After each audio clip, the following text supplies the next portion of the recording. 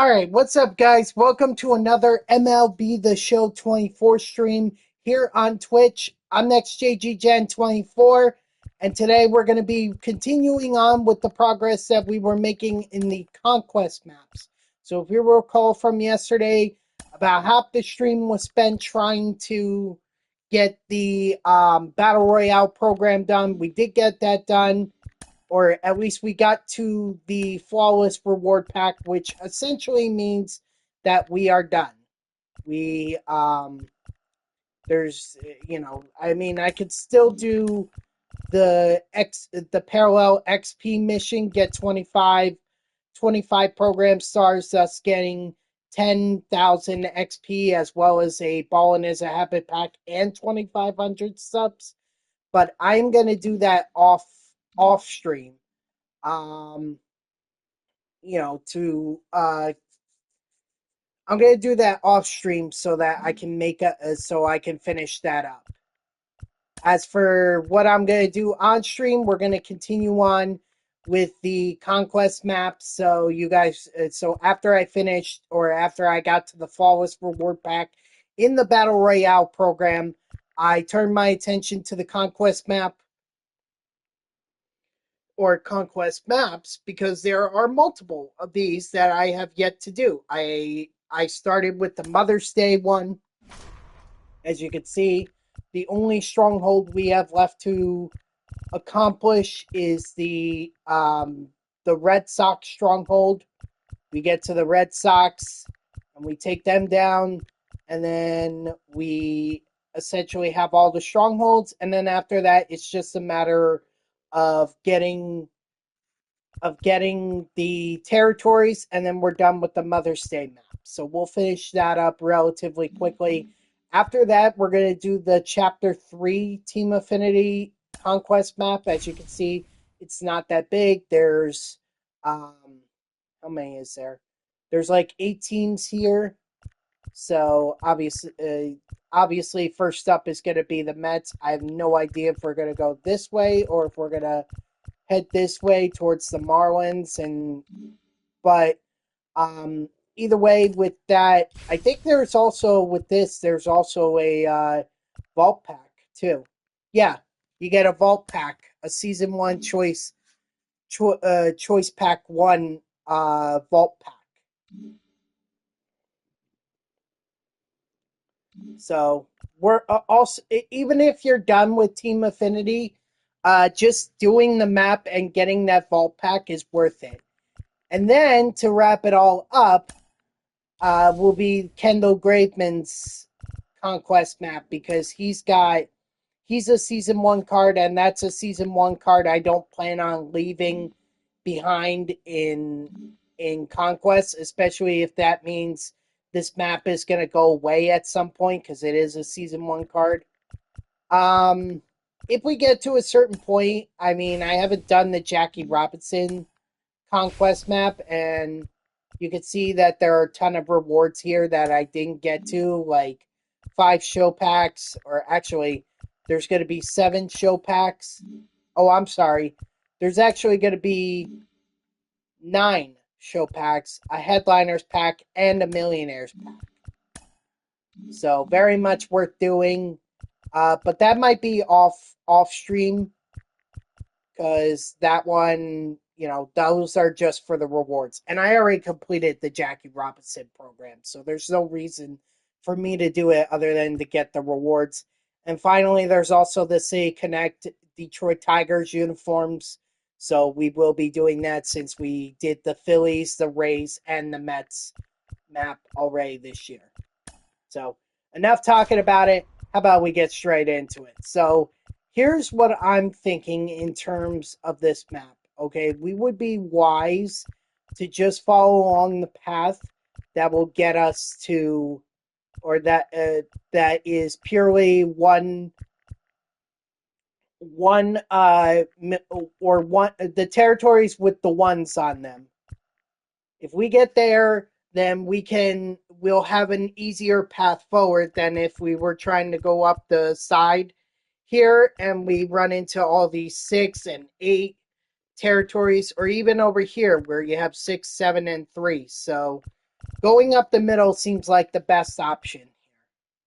So that's what we're going to do. Going to go this way and force that. And then we're also going to take the 10 million fans that I got from, or that I had left over, move them over there. Now let's go after the Red Sox. There we go.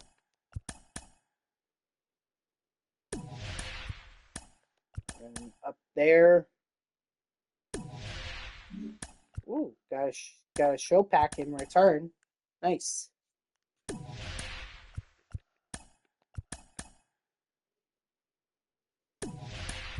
So we're going to go up here.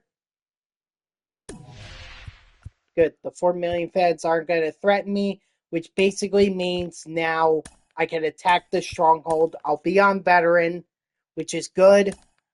You know, that's easier than playing on All-Star. So we're gonna do this. This is the last conquest stronghold that we're gonna have to capture.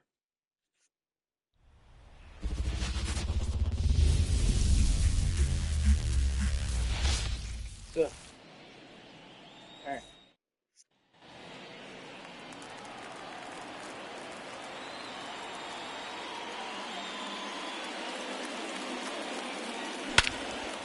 Ooh, Corbin Carroll. Unfortunately, to the deepest part of Fenway Park. Although, let's be honest, even if he managed to, or even if you were able to not get it in the deep park, it probably still would have been caught.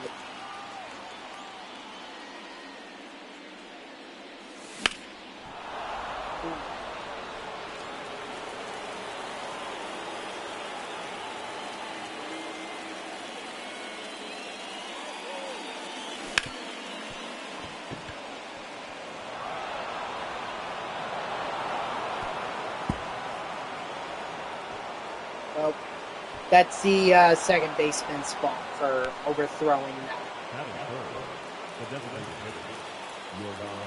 Could just ate it. And not had that problem. Now they just gave it. Well, they would have given up the 2-run homer to Alvarez. All they did was just move the runner up and take out the possibility of the double play.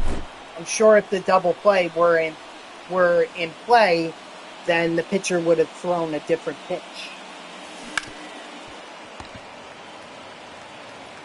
And, what is it? Today is Thursday. Oh yeah, last night they revealed the schedules for the upcoming NFL season. So, very exciting. Obviously, I know about the Jets getting 6 primetime games, 2 Sunday night football games, 2 Monday night football games, and 2 Thursday night football games. I think the big one is the one opening up in San Francisco on Monday Night Football. That is clearly going to be a tough start to the season. Honestly, I don't have a lot of confidence that the Jets are going to beat them. Yes, Aaron Rodgers should be healthy, but we'll see how this offensive line holds up. You know that the Jets are going to do everything they can to protect Rodgers during the preseason, although they're probably going to want to get him a few reps so that they can make sure that he's all good.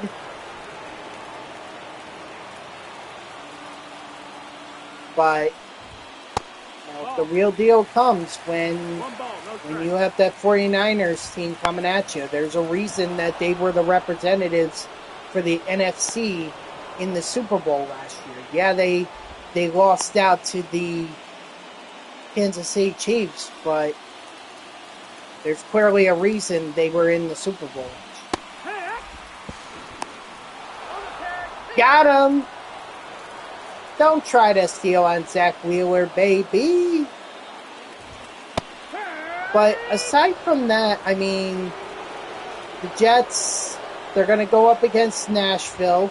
Or, I'm sorry, not Nashville, Tennessee. The Titans. I think that's a winnable game. Let's see.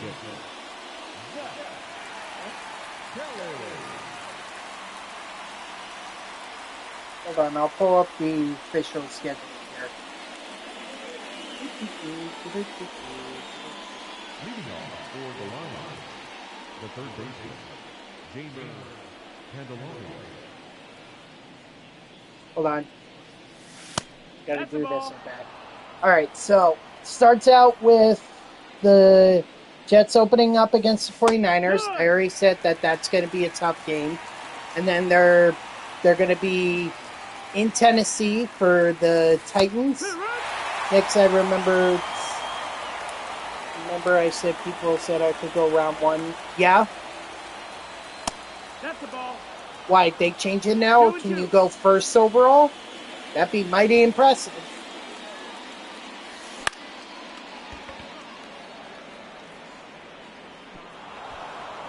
Open the fence. And then, but Tennessee is a winnable game. It is a winnable game.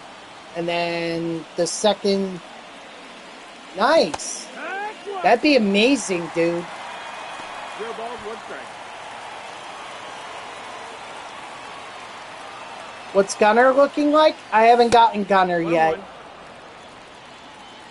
1-1. They literally posted about him just after a few minutes after I came on stream, so I haven't even had a chance to take a look at him.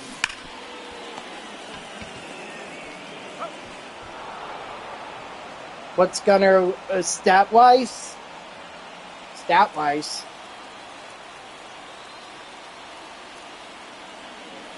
You mean attributes?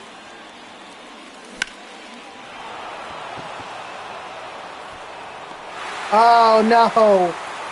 And because I mistimed that, or I misjudged that so badly, I take an RBI away from Gary Carter. They literally just posted it on X like a couple minutes ago. So let's take a look. See if maybe I can find it here.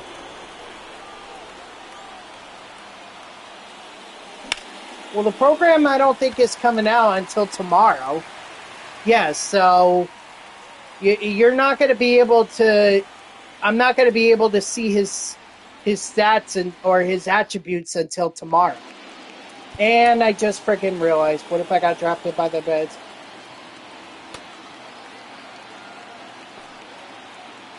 First thing I would think is how happy Next would be and become a Hall of Famer for the Mets would be awesome. Yeah, I mean, that would be amazing.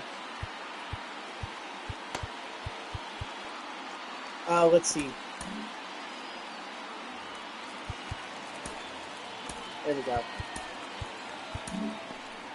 Well, I'll tell you this. In all likelihood, I don't see the Mets getting the first overall pick because, Grayson, the thing you have to remember, the Mets have luxury tax issues.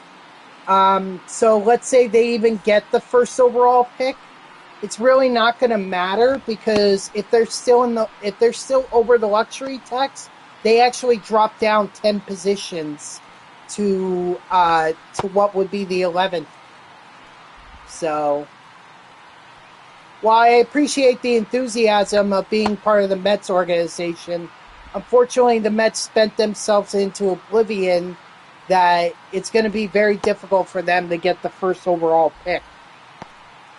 And I don't think the MLB wants to reward big market teams like that. Anyway, I think they'd rather give it to like Washington or Pittsburgh. You know, the typical ones. I mean, heck, they may even give it to the Las Vegas A's, so that Las Vegas can be excited about their future and pump money into the MLB, into the team when they move to Las Vegas. So that's the only thing. I would, believe me, dude, if you could play for the Mets, that would be amazing. you know, you would have to play through Bimington and then Syracuse, and then it would be New York. All right, I'll do some accent. You redeemed it. You know, but even before Bimington, it'll be Brooklyn. You could go to Brooklyn. You could go to Port St. Lucie. I don't know what's beneath that. That's about as far as I know the Mets organization goes. It's a long way to.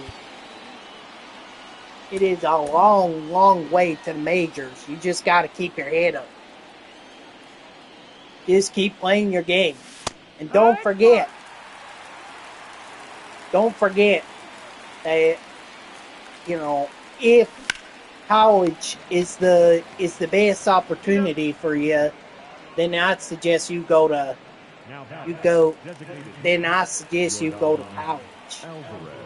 Couldn't skip out on higher education. That is very important.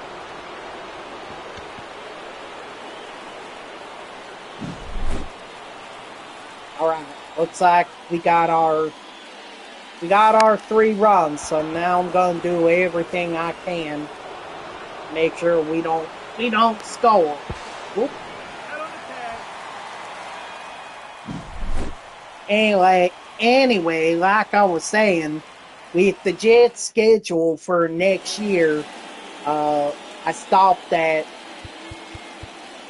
the Tennessee Titans, which is a winnable game. On the mound, I top out at 9-4, was slugging 25 home runs at the age of 15. Hell yeah, man! They had some good stats right there. But you know, it goes beyond those stats. Like, they factor in OPS, they factor in WAR, they factor in WRC plus, and all that shit. So it goes. You just gotta pay attention to those stats as well. Just remember that. Anyway, back to the Jets schedule. My batting average was 780. Nice. I have to ask, are these stats like AAU kind of or traveling baseball stats, or are they like more like in town or in city baseball?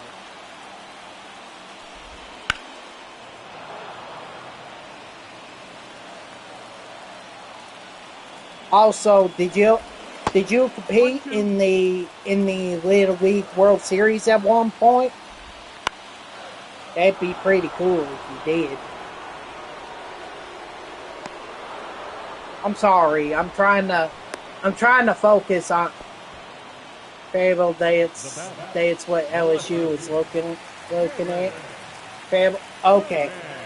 I was just asking because I know there are 2 leagues. There's traveling and there's in town, as we like to call it. All right, GG's to the Boston Red Sox. We managed to get that win. All right, I wanted to make sure.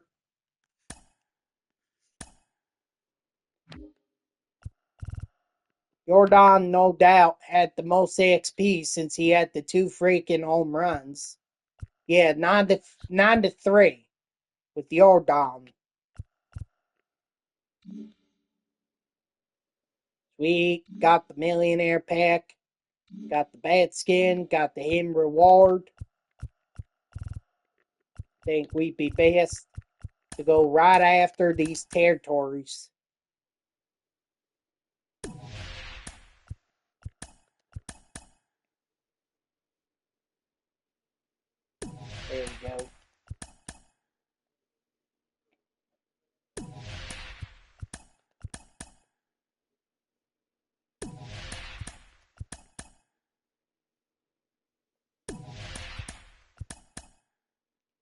Anyway, let me get back to the Jets schedule for 1 second because I think it's important.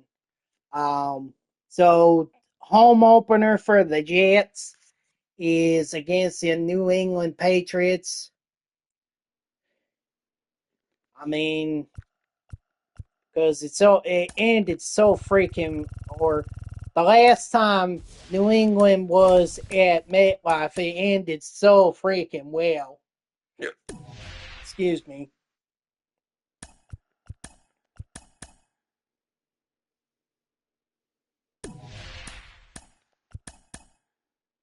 But week 3 is going to be Patriots versus Jets. Then it's going to be Broncos coming into town. That's on CBS. Oh, I should mention that the Jets Patriot or the Patriots Jets game, that's actually on Thursday night. So that's the second uh, primetime game for the Jets this season. And then some NFL exec was like, the Jets owe us one for giving them so many primetime games. Listen, we Jets fans have been fine with just having 1 or 2 every season and not worrying about making complete asses of our team on primetime. The only reason we know we have these primetime games is because of Aaron Rodgers. But we couldn't predict that Aaron Rodgers would go down after 11 freaking seconds. No one could have predicted that.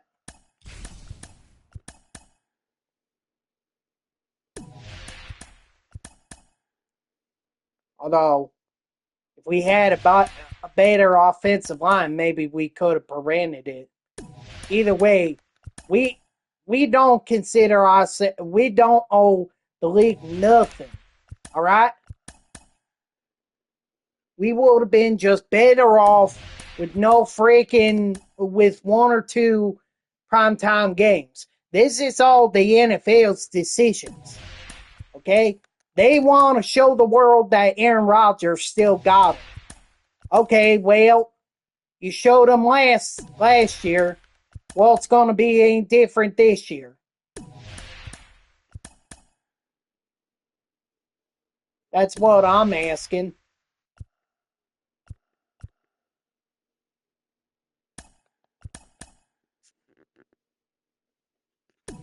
So, no, the Jets don't owe the NFL one just because we're playing primetime games. We don't. All right. So whatever NFL exec said that, the hell with ya. The hell. Anyway, after the Broncos, Jets are going to travel out to London where they're going to face off against the Minnesota Vikings. I don't quite know why that's our London game. I really don't know. That just seems weird. But okay. And then after that, they come back for a game against the Buffalo Bills at MetLife. Again, that could be a winnable game considering that the Bills haven't beaten the Jets at MetLife Stadium for the past 2 seasons. Maybe that can change in the Monday night rematch. Maybe we'll actually have Aaron Rodgers for more than 11 seconds. And then after that, we go on to the Steelers. That's a Sunday night football matchup. I don't know why. I don't know why that's even a game on Sunday night. I'm a little bit confused by that. I'm being honest.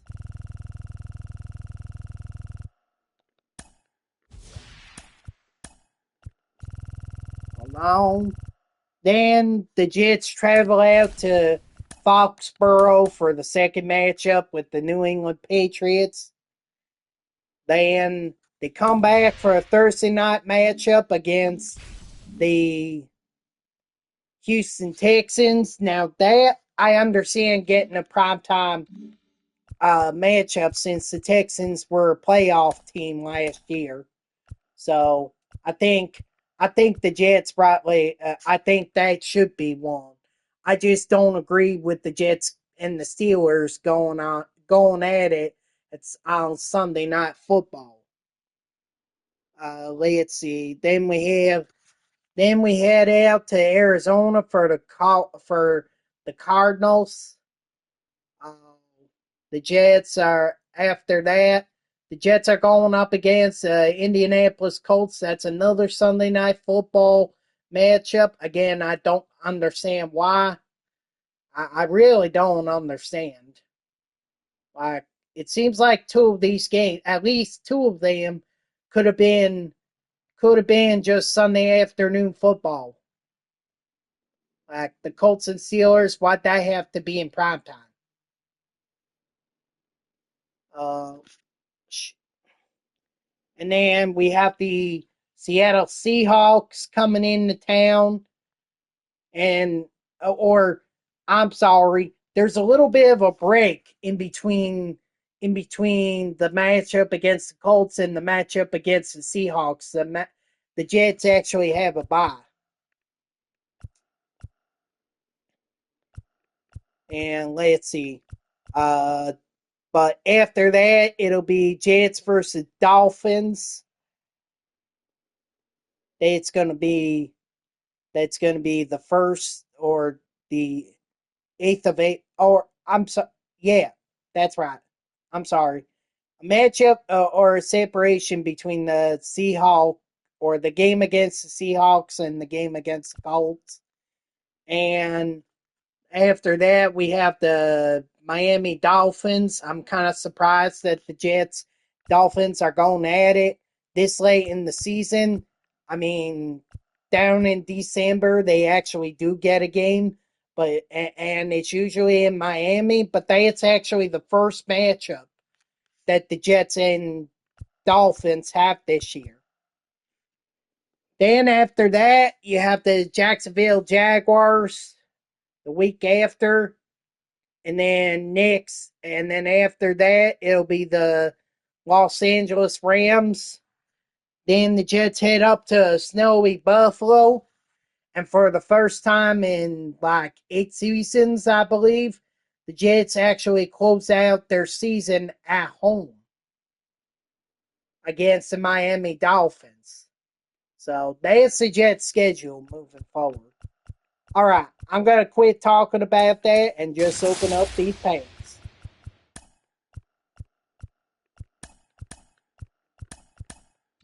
I need to get some stubs going. I know I got 156, but could always have more. Getting that Christian Walker, that's important.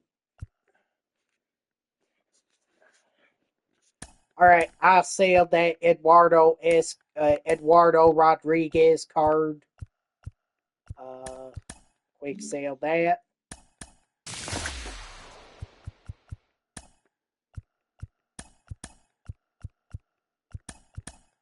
Oh, shoot! I didn't mean to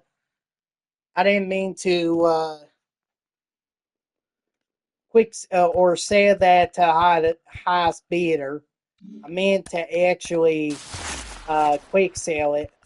Well, frick, I just lost out on 10 free stubs right there. Shoot, my mistake. Heck yeah, we finally got Diamond in a shield pack. Heck yeah.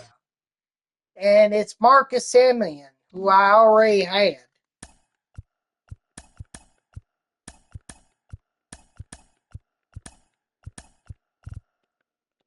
So just give me a minute. I'm just going to sell that Marcus Simeon card.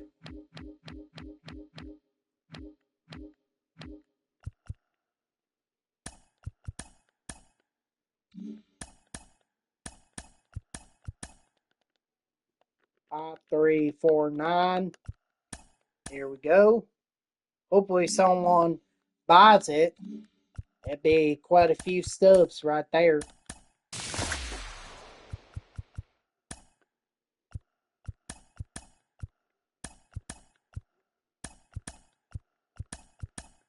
Alright. Oh, shoot. Didn't mean to open that. I thought there was one more millionaire or one more show pack. I guess not. Alright, let's see if there's anything of interest in the millionaire pack. We got another show pack. And we gotta try again. And we got 2 show packs. So 2 show packs is what we get out of the millionaire pack. But I mean, anything can happen with that one. Could be Diamond in them. Could be Otani. Could be Judge. Could be freaking Trout. But it ain't. Alright, Spring Chickens. See what we get here. We get the base round. So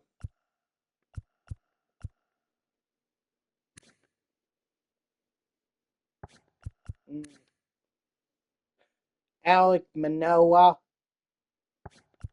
And then Jake Berger. I actually hit well with this card last year. The finest version.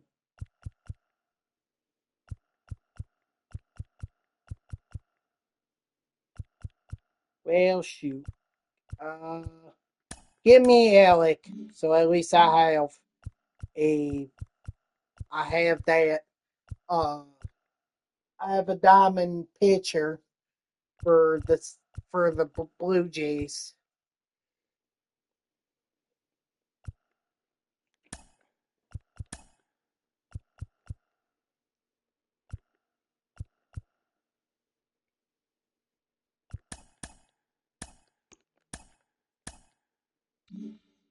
Cheater still being trash talking the Mets? No, not really.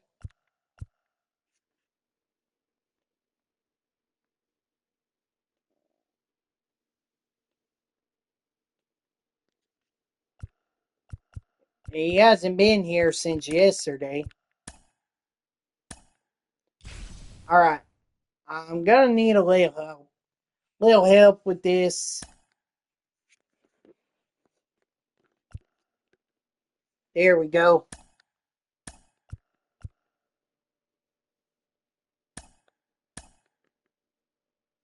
I'm gonna have to watch the stream here and make sure that I'm actually doing this right.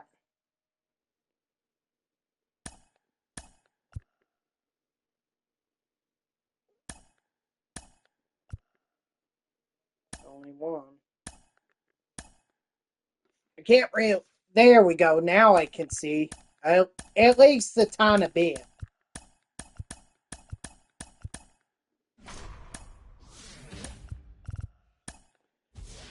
This Conquest, it took me an hour and 10 minutes. It looks big. Yeah, it don't look that big to me. Honestly, I think I can have this done pretty quickly. My goal is just to encircle the Mets. Make sure they can't get anywhere. Entrap them, if you like.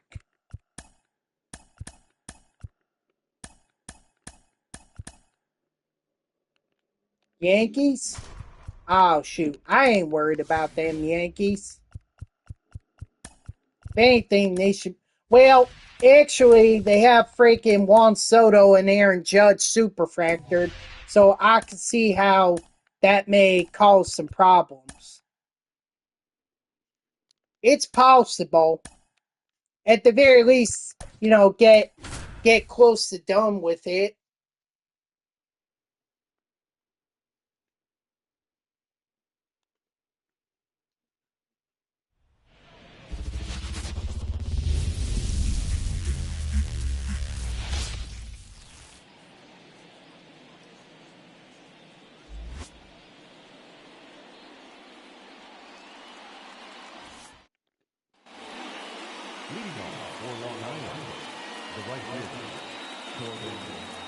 You think you got it? Got what?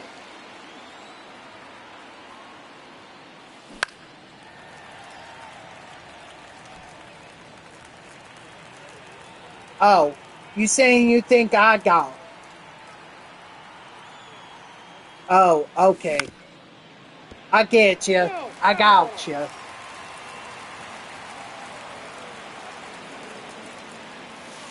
Nope, outside. I was a little confused there. Yeah, I don't think this is going to take too long. 2 balls, 2 strikes.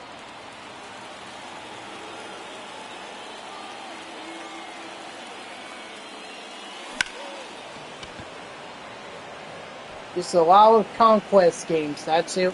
That's what it's ultimately going to come down to. And I got to get the Mets done so that I can move on. Would you recommend that I go to the right and go face off against the Royals? Or do you think I should head to the left and take on the Miami Marlins? I got 1 ball, 1 strike. Which is the easier path? I would think going to the right and going up against the Royals and then the Rockies, and I think the Red Sox are part of it, at least prolongs the Yankees. Ball, down. I went to the right and did the Yankees last. Yeah, I'm thinking that might be the strategy here. At least avoid the Yankees supercharged players for now. 1 ball, 2 strikes.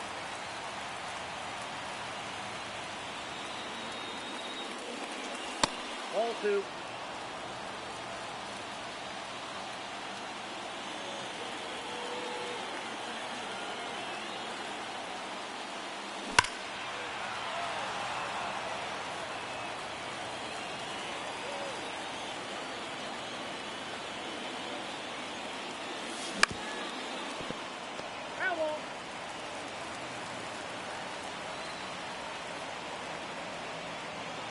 Alright, I think that's what we'll do. We'll head to the right, head towards the Kansas City Royals, the Rockies, and do that.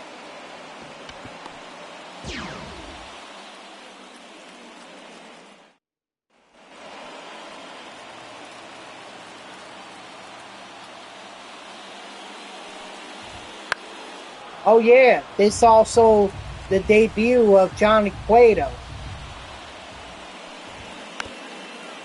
I forget, did I lock him in? I might have locked him in. Thus I can't sell him.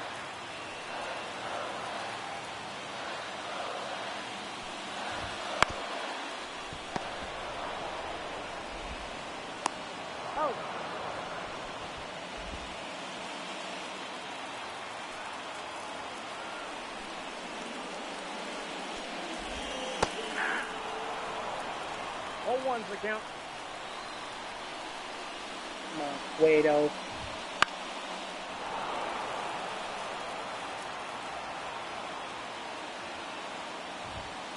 Ball, that's just out. Waste pitch, that's all that was. Strike 3, sit down. Attaboy Cueto. First strikeout for Johnny Cueto.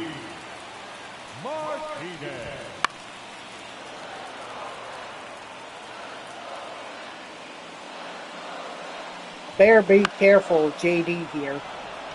Well, I should be careful just in general. Yeah. I got lucky that time with JD popping out. But generally speaking, he's burned me in the past when I played against the Mets on Conquest. So I gotta be careful. Dude, I literally just tapped it. There's absolutely no reason That should have been a freaking swing. 1 ball, 2 strikes. Oh, that's off the plate.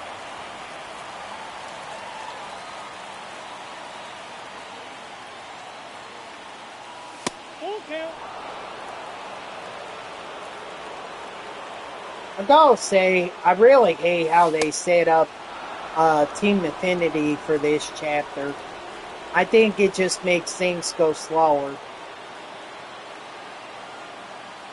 I'm only at 92%, or I'm sorry, 32% with the NL East. Everyone else is either at or below 10%. It's like, I don't know how I'm supposed to make that up. I tried play. I thought BR might help me out, but it's only helped out the NL East. But then again, I keep going to the Mets players, Kyler McGill and Ronnie Mauricio. The first baseman, number 24, Willie McCutcheon. Now pitching for the Mets. Oh shoot! I forgot that Nemo was also supercharged. I forgot about Nemo.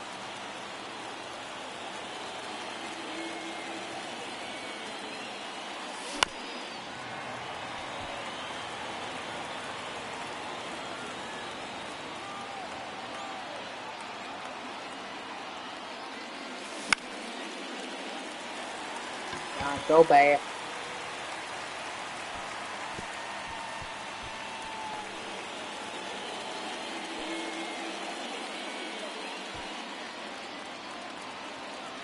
And different year, same old story. Gary Carter just can't hit for me. Some of that ain't his fault, but I don't even know why I balled.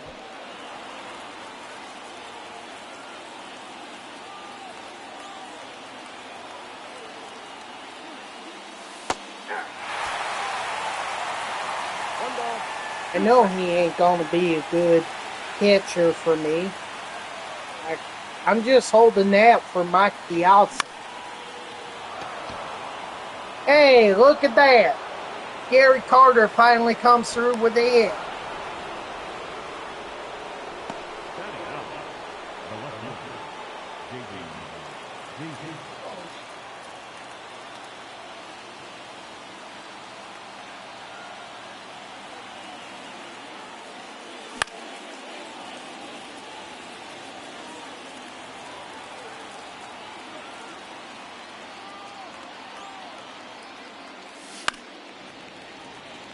Ugh.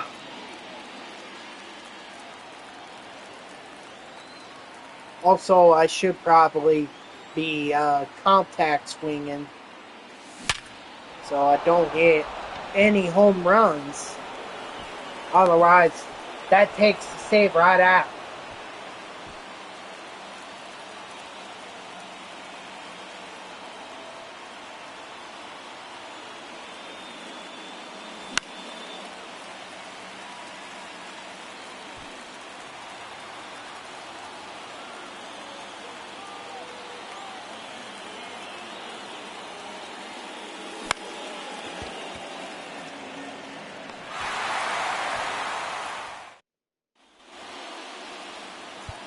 Alright, let's get Aaron Bummer in here.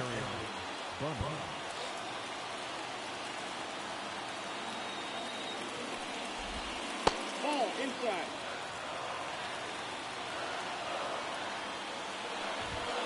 Nope, that's inside.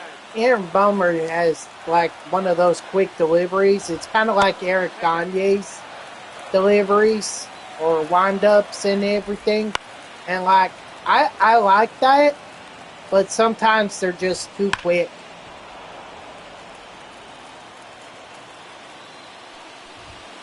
Thank you, mate. Ball 4.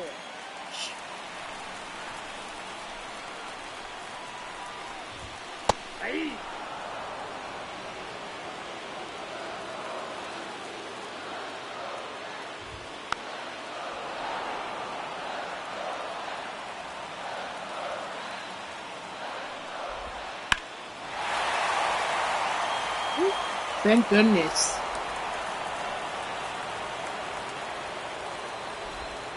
Ball one.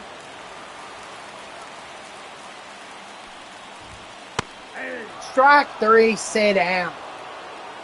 Batting fifth. The catcher. Francisco. No. Oh, frick. Hey.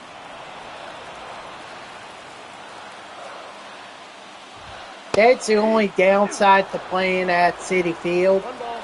is that you can't really Time out.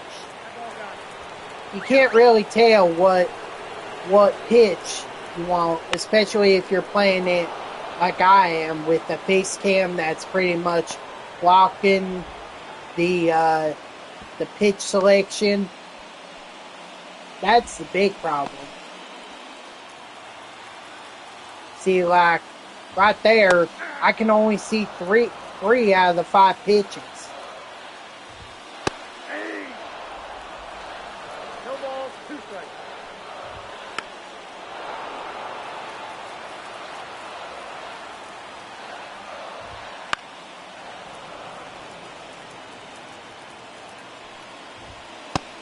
Strike 3, sit down.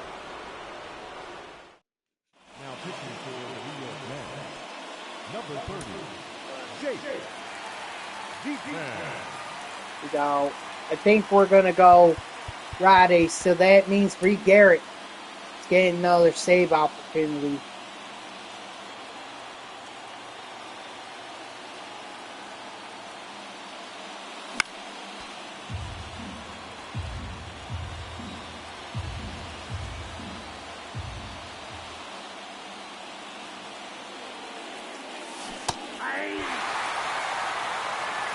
No balls, 2 strikes. That's outside.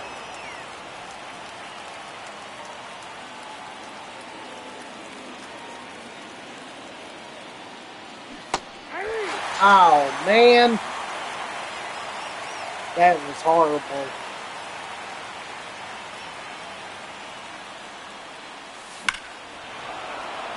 You're gone? Yeah, you're gone? It's your gone.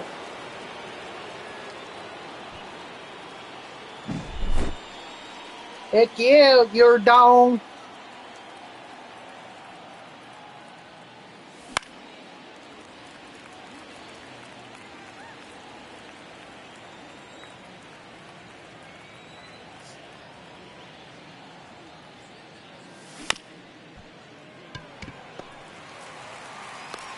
He's out. Now back. The shortstop. Labor. Torn.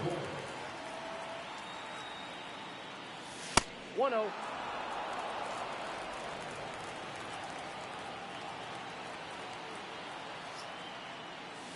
I got a ball, 1 strike.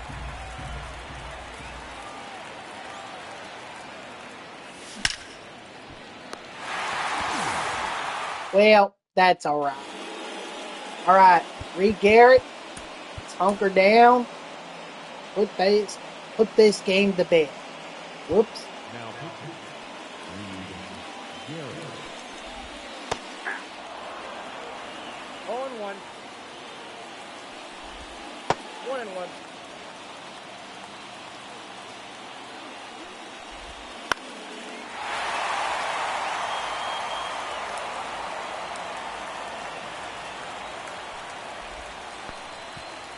Strike 3. Come on, get there, Carter. Oh, I threw it to the wrong base. Well, I might have been, I might not have been able to get him anyway.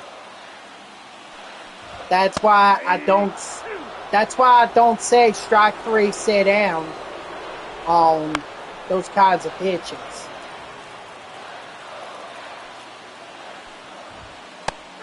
Strike 3, sit down.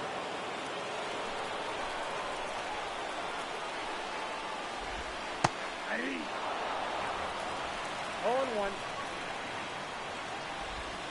Hey.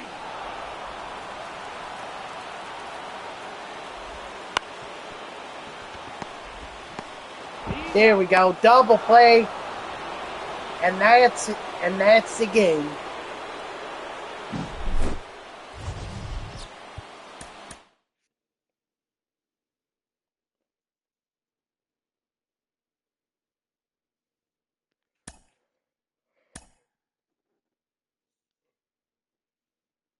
Shoot, where'd that XP and stubs come? Oh, that's right. From Simeon.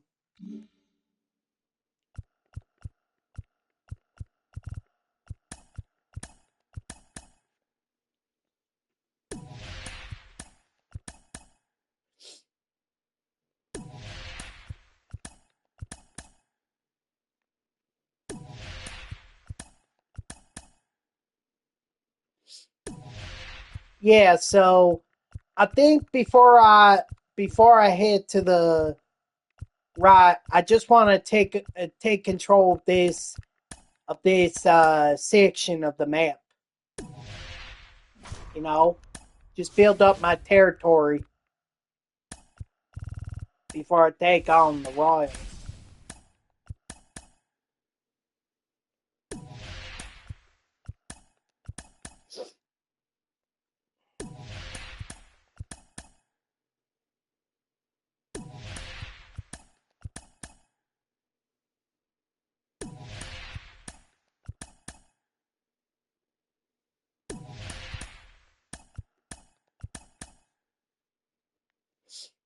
Ah, frick, come on.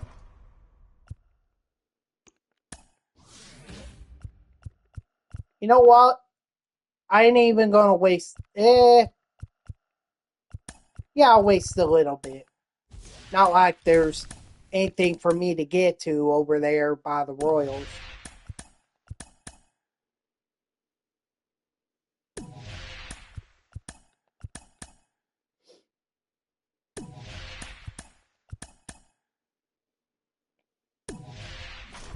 There we go.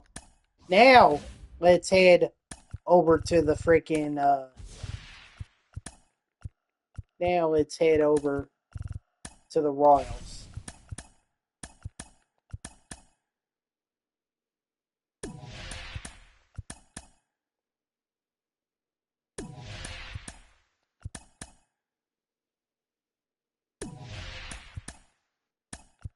Heck yeah, we get to play the Royals on veteran.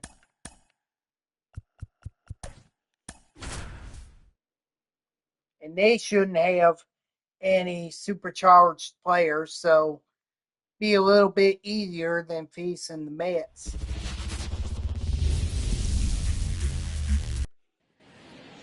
Leading off for Long Island, the right fielder, Corbin Carroll.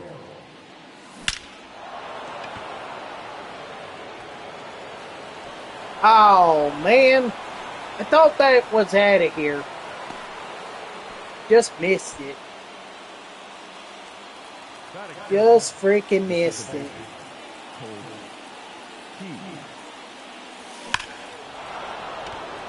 O'Keefe missed it. Golly.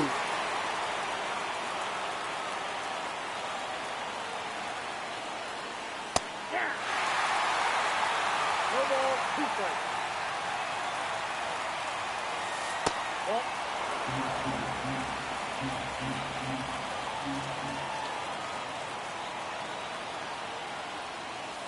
no, inside.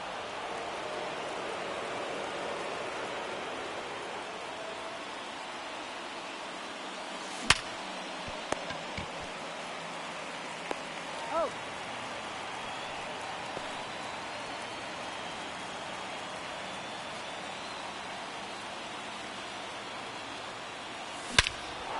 There we go. Always can rely on Jordan Alvarez to get me a home run when I need it.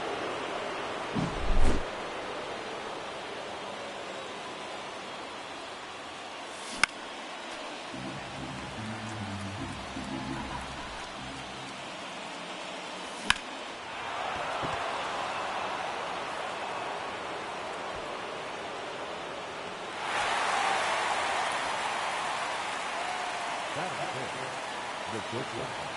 Labor. Torres.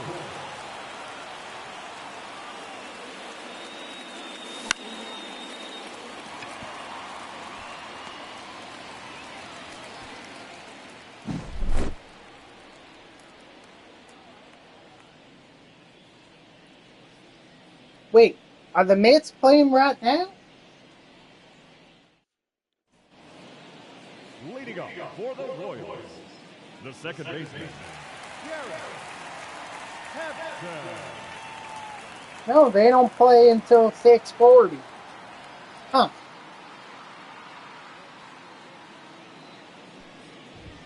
Hey.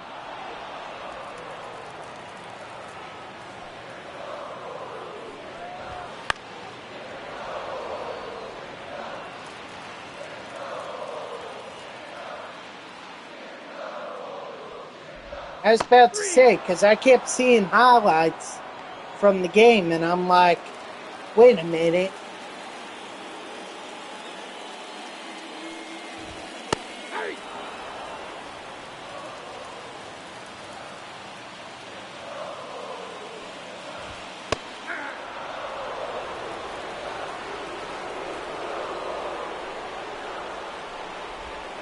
That's a ball. 1 ball, 2 strikes. 3. Strike 3, sit down.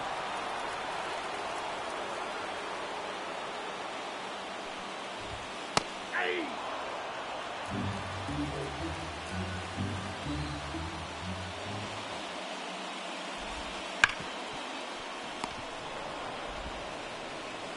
Got it.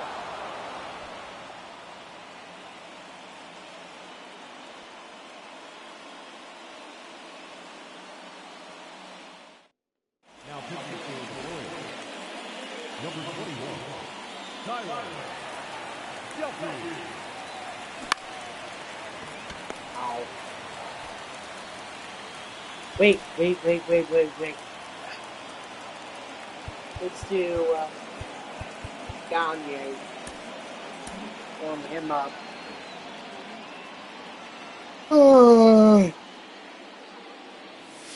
Hey.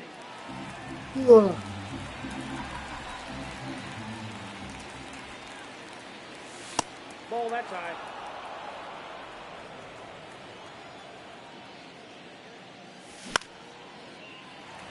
Frick.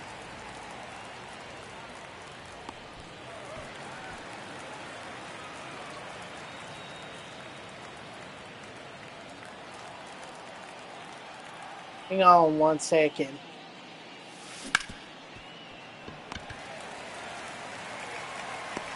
He's out. 44 minutes ago. Alright. So what I'm thinking is I'll talk with a southern accent for the next 16 minutes, but after that, I'm talking in my regular voice.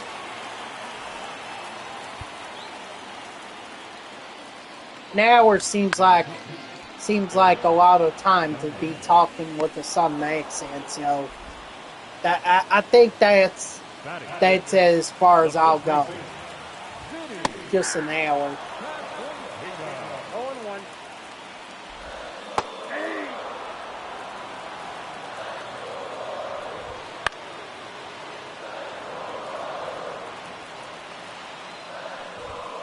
Ball. That pitch is out. 3. Strike 3, sit out.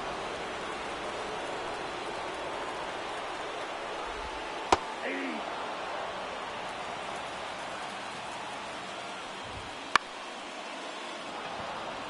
There we go. Now pitching for the Royals, number 31, Ware Smith.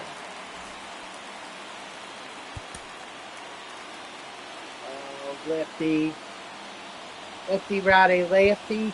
Well, that sounds like it's a job for John Frank.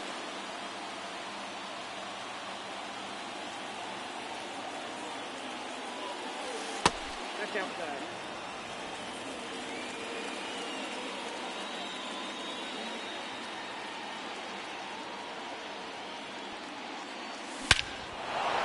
And J.D. Davis is going to go deep. All right, time to contact swing.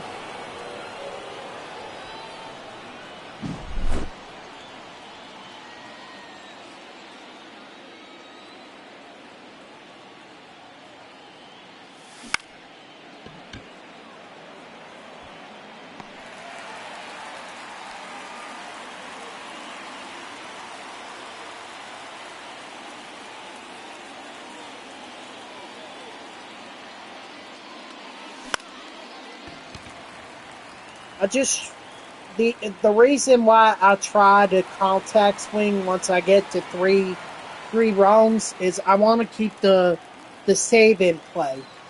I'm sorry. I want to keep the save in play. And the only way to do that is to make sure I don't hit a home run. So the only way to do that, I mean, yeah, I could bunt, but then I'm taking a hit away from my player.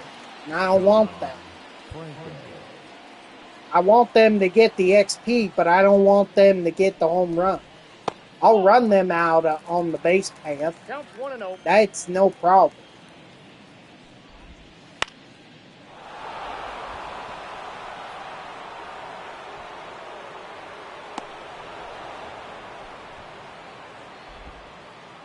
Batting in, the catcher.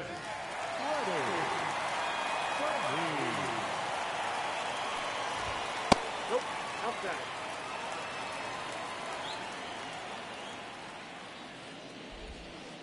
That's a ball. 2-0. Yeah! 2 balls, 1 strike. Hey! 2-2 count. Hey! Strike 3, sit down.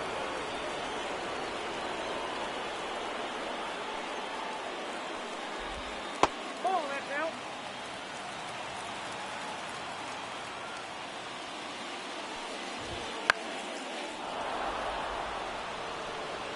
And if I could catch this, which I am, it's the game. Attaboy John Franco. Of course, Yardon with the 2-run homer. JD with his solo shot.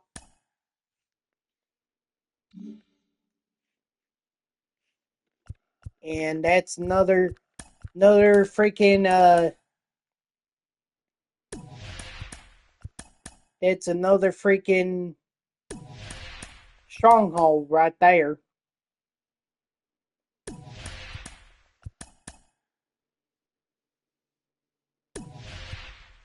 All right, I ain't going any further.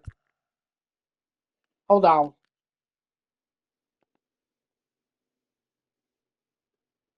Sorry, I just wanted to make sure that I wasn't gonna get attacked if I decide to move my fans over to this territory.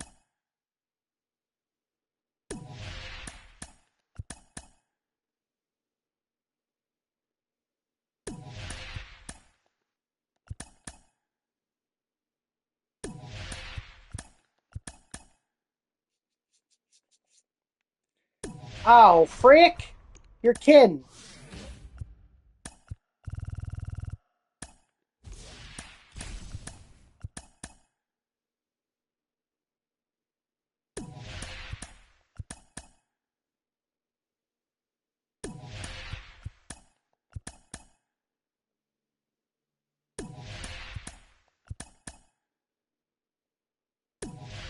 One second again. All right.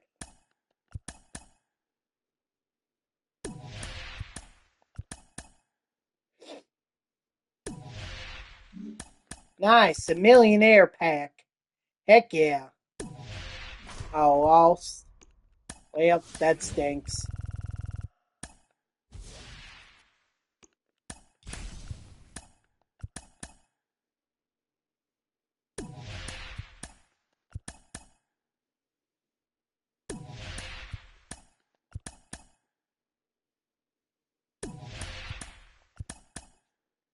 There we go. Yep, now we come for you, Colorado.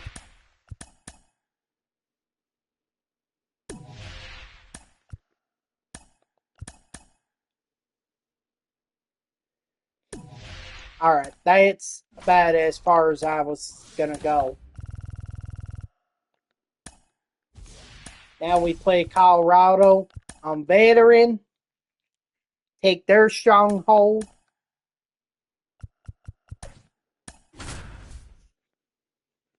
And then we move on to them Rays.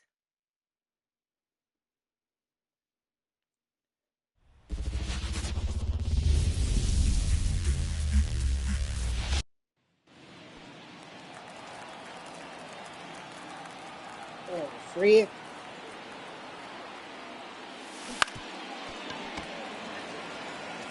Excuse me. Out. Batting seventh, the second baseman, Cole Key.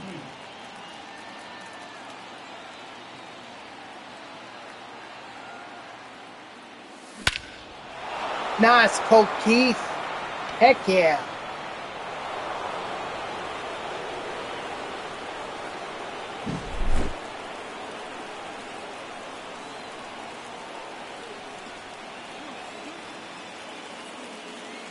Ball one, no strike.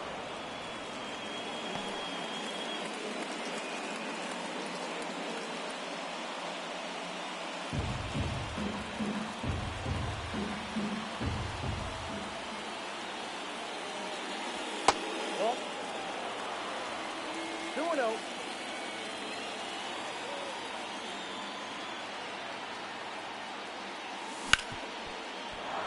Nice, you're down. Sometimes the base hitters know how they can get hits besides getting home runs.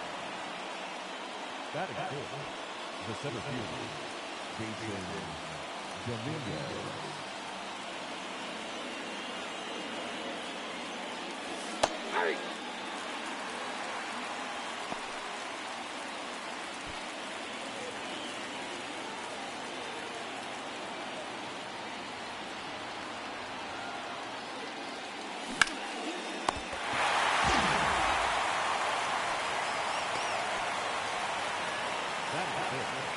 The shortstop, Labor Cole.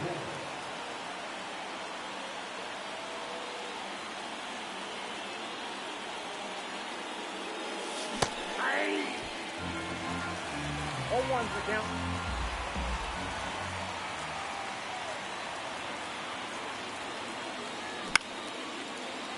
Oh.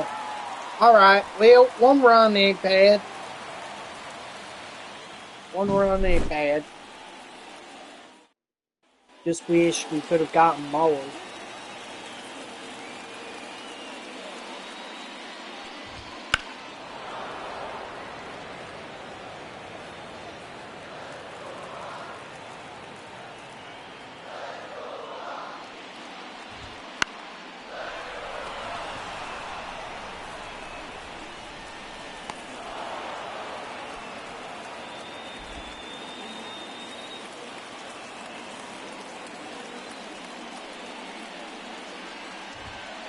All one.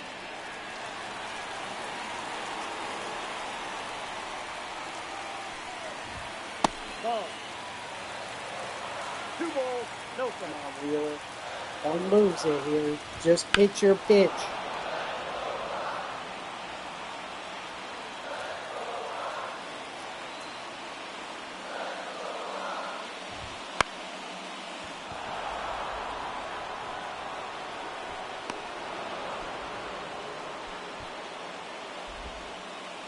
Batting third, the third baseman, Ryan McMahon.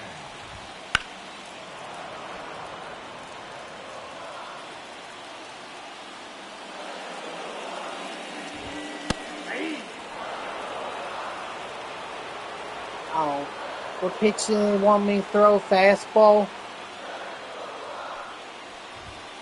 Nope, that's inside.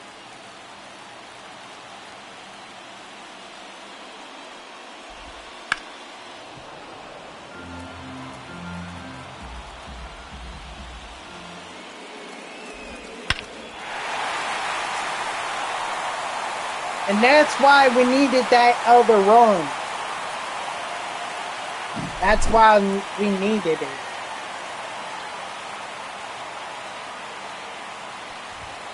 That's a ball.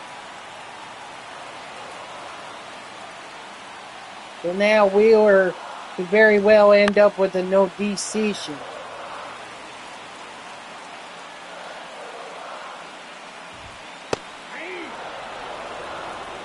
One ball, two strikes. 2-2 count.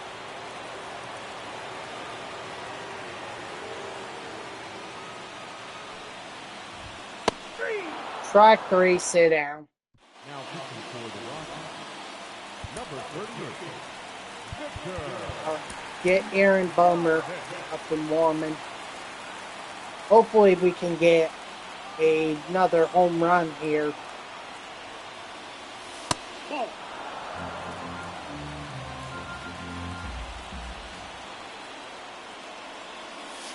Ball in.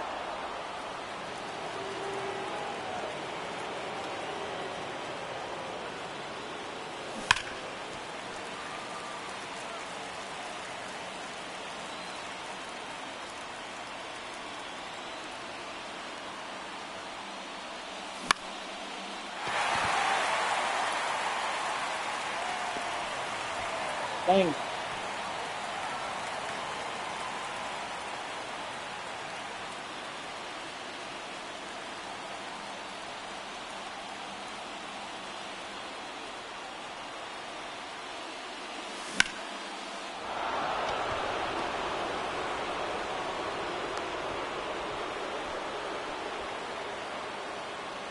Batting it, the catcher, number 8, Gary Carter.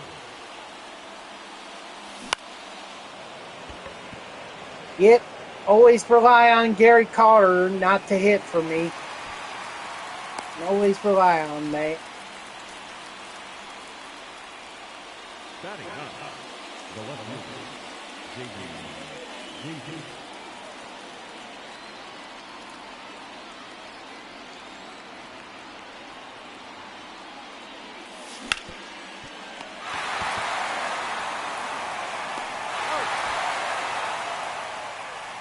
All right.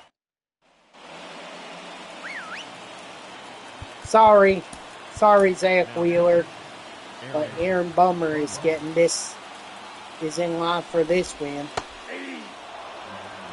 0-1.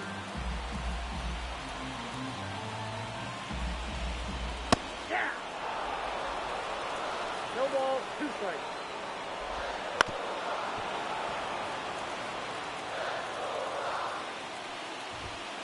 One ball, two strikes. Strike 3, sit down. Oh, I forgot. Charlie Blackman was superfractored. Or not superfractored, supercharged. That's right. Forgot about that.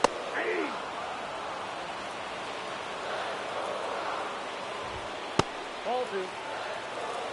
2 balls, 2 strikes. Strike 3, sit down.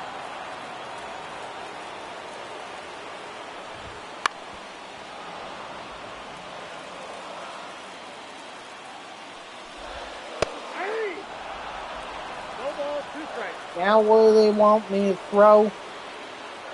Slurve.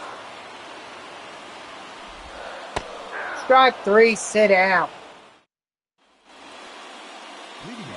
Somebody get a hit already.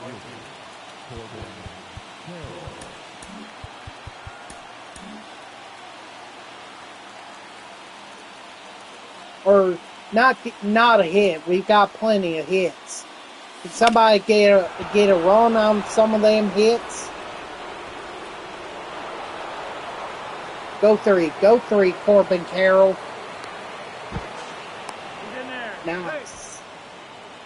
All we need is the deep fly ball here. And I think Colt Keith can do that. He's already got the one run for us, which was a home run, and here he is getting another. This is Colt Keith's game for sure.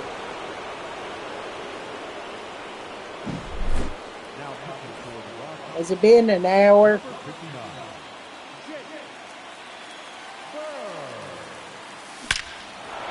And your dong's gonna go deep.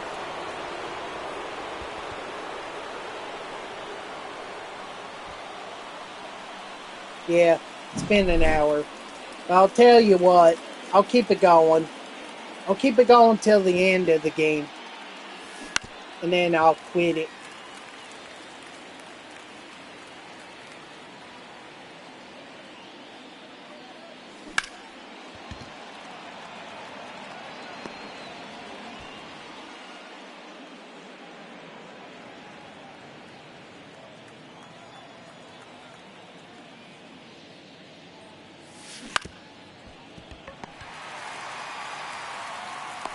He's out.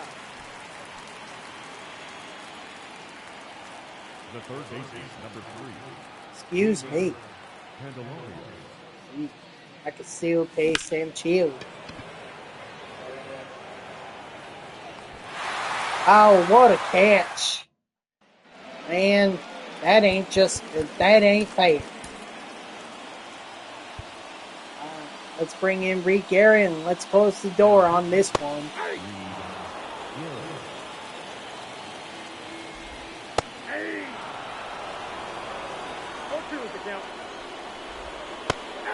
Strike 3, sit down.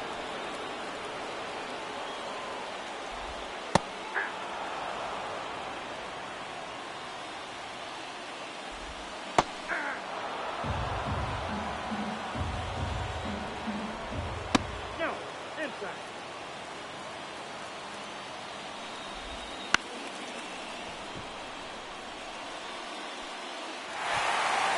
JD, what the F? What the F? Really, JD?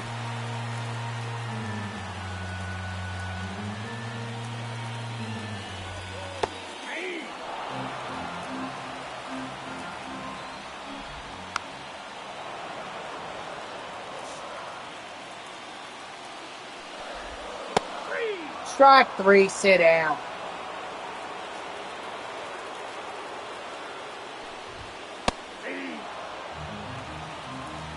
All one's the count. No balls, 2 strikes. Ball, that's out.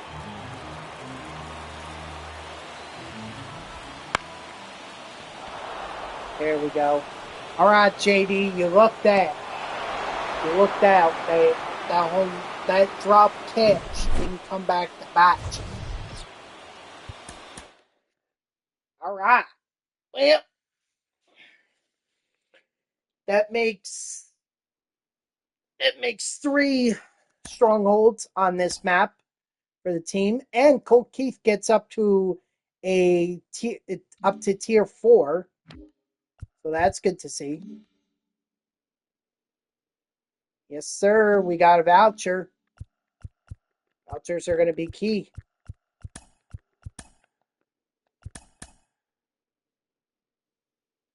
Just don't knock out all my fans.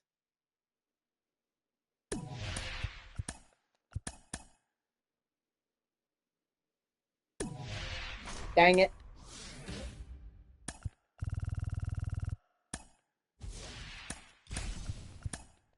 Well, I'll collect the territories. There we go. Now let's see how damn Rays deal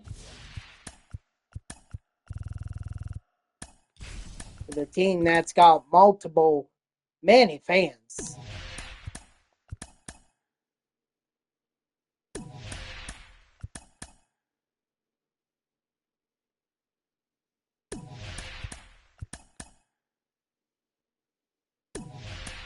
Yes, sir. There's a reason I'm sorry. I keep talking in a southern accent. But there's a reason why I did that, okay? Because if you looked at the map, or there's a couple reasons.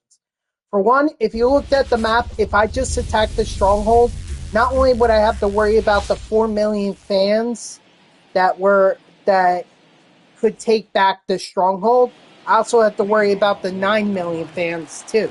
So just attacking the stronghold wouldn't have made sense. Instead, I took down the 4 million because there was a less likelihood that I would lose as many fans than if I had gone up against the 9 million. So I will take care of the 9 million fans territory that is on the map, but I will do it after I successfully take the Rage Stronghold.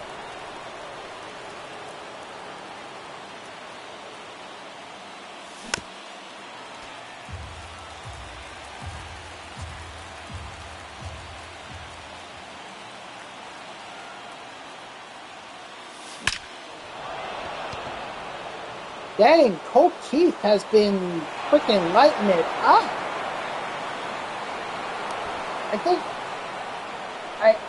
No, he didn't hit well against the Royals, but Colorado, he had his breakout game. Now he has an RBI double here to kick us off.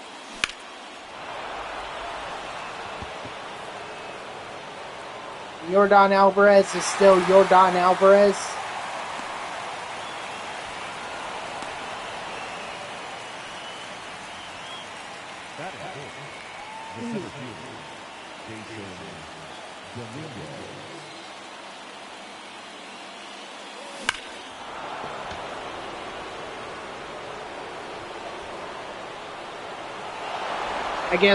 I guess Colt Keith just wanted to be sure that was going to be a hit, not an out.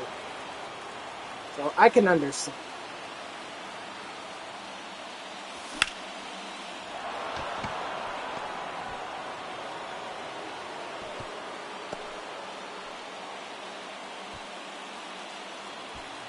Batting fifth, the third baseman, number 3, Jamie Candelario.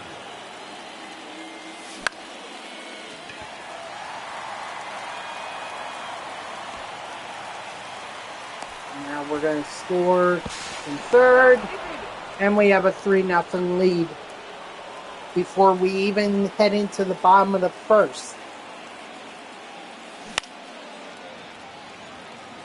That's great.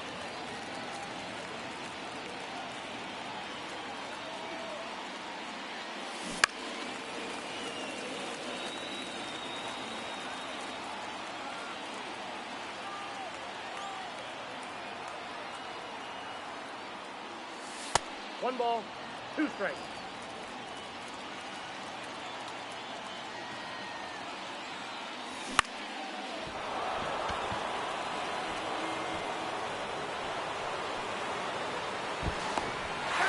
And he's out. That's all right. We got the single anyway.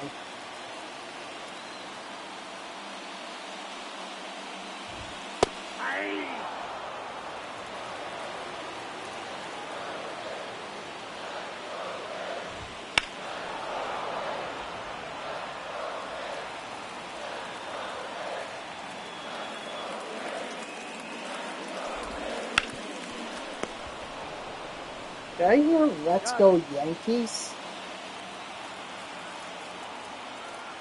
That seems kind of weird. Oh, that's inside.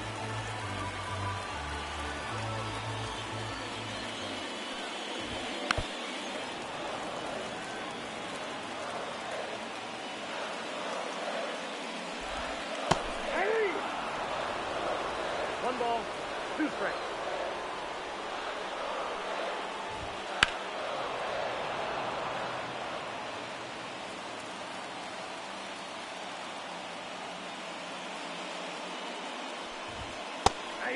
Strike 3, sit down.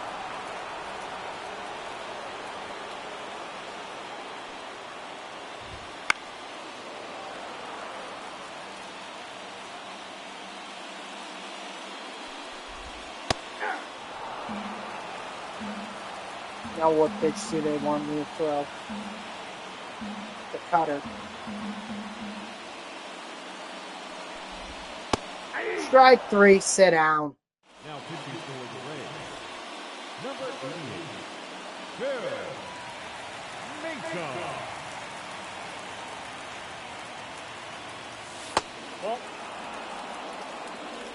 Ball one, no strike.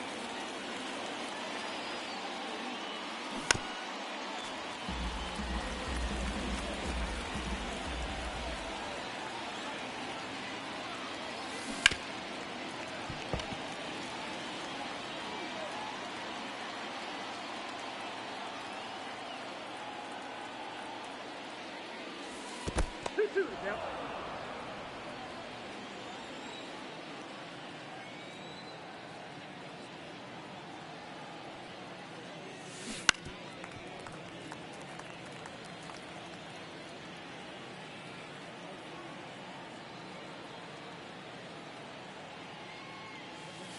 Full count.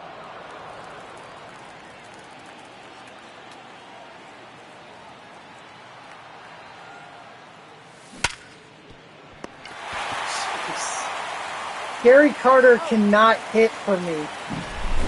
I'm sorry, he can't. And I actually just realized that I should have been contact swinging, not normal swinging with Gary Carter there. I'm actually lucky that it didn't end up being a home run. Otherwise, that would have taken the save completely out of the question. And now I just realized that I don't even have anyone up and warming in the pen for the next inning.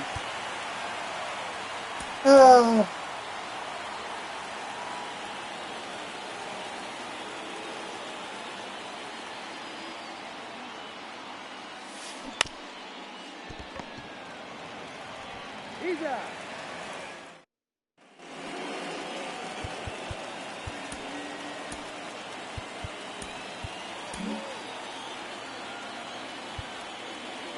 Now pitching, Eric Johnson. Inside ball.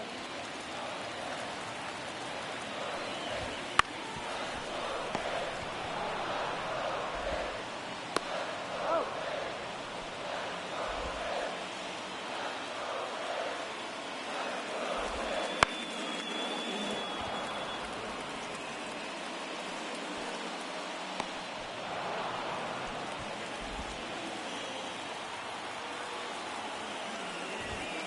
That's out.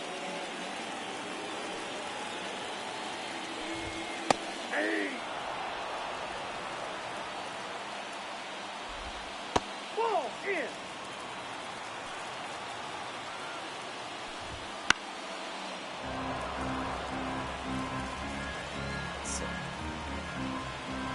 Fastball.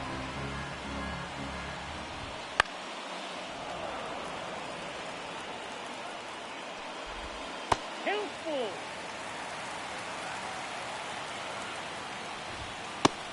Strike three, sit down. Now pitching for the Rays, number 38. Okay, yeah, lefty, righty, lefty. Oh, Okay. bring it on, John Franco.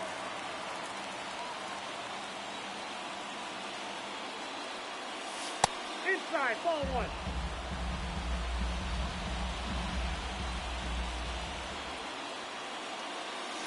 Hey. Oh, looks like they revealed that GTA 6 is going to be coming fall 2025. So next fall, expect GTA 6. I'm sorry, did I say GTA 5? I meant GTA 6. 3-2.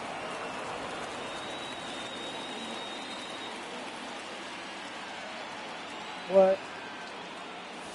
You got me, man. I've not heard that speech, so I have no idea what the backlash is.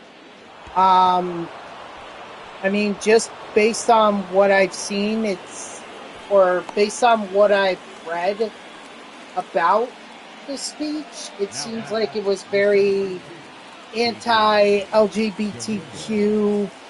IA plus. Here, let's, there should be an Associated Press article on it. AP, Now batting, let's see. the shortstop, Labor Thorne. So this was an article written by the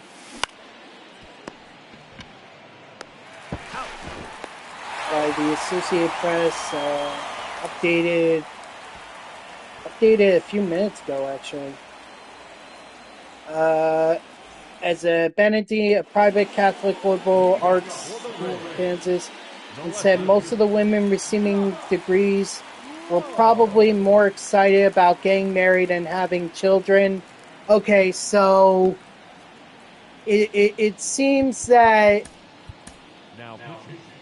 his comments were misogynistic, like it's suggesting that women.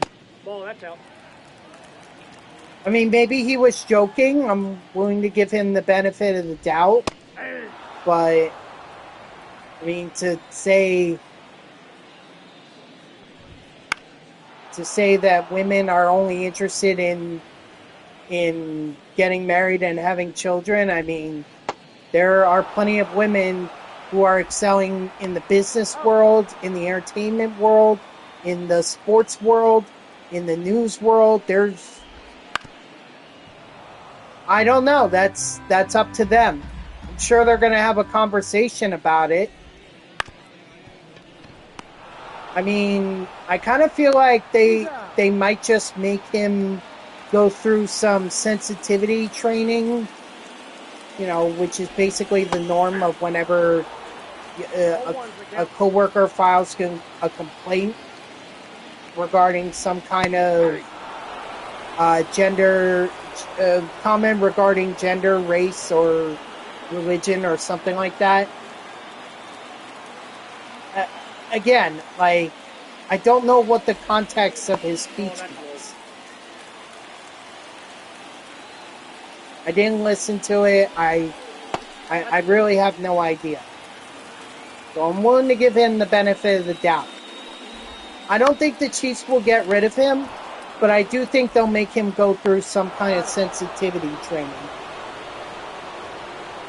Butler also said some Catholic leaders were, quote, pushing dangerous gender ideologies onto the youth of America. So again, that's where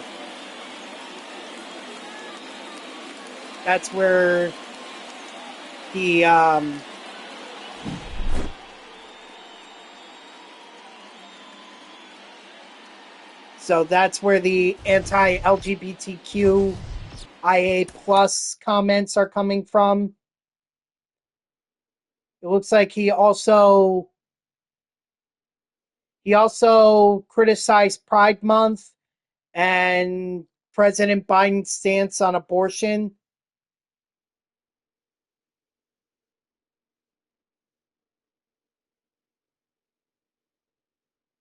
So here's the direct comment that he said about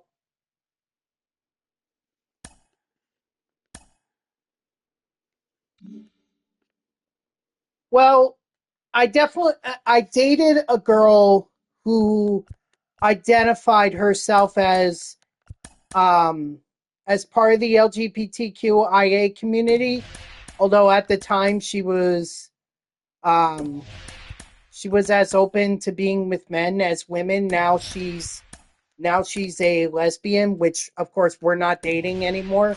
Not that I have anything against that. I'm not suggesting I do, but it's clear that she wanted to be with a woman, and that is what I'm not. So I'm willing to support her. So I have no issues with her, and I really have no issues with the LGBTQIA plus community. So, I mean, I say people should live their lives however they want.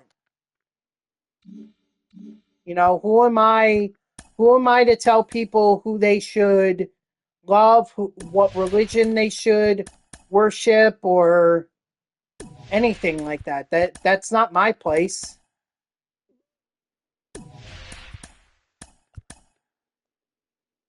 I'm really not one to force my views onto anyone.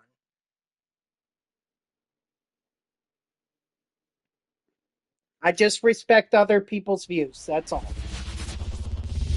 So this is the direct quote that he said.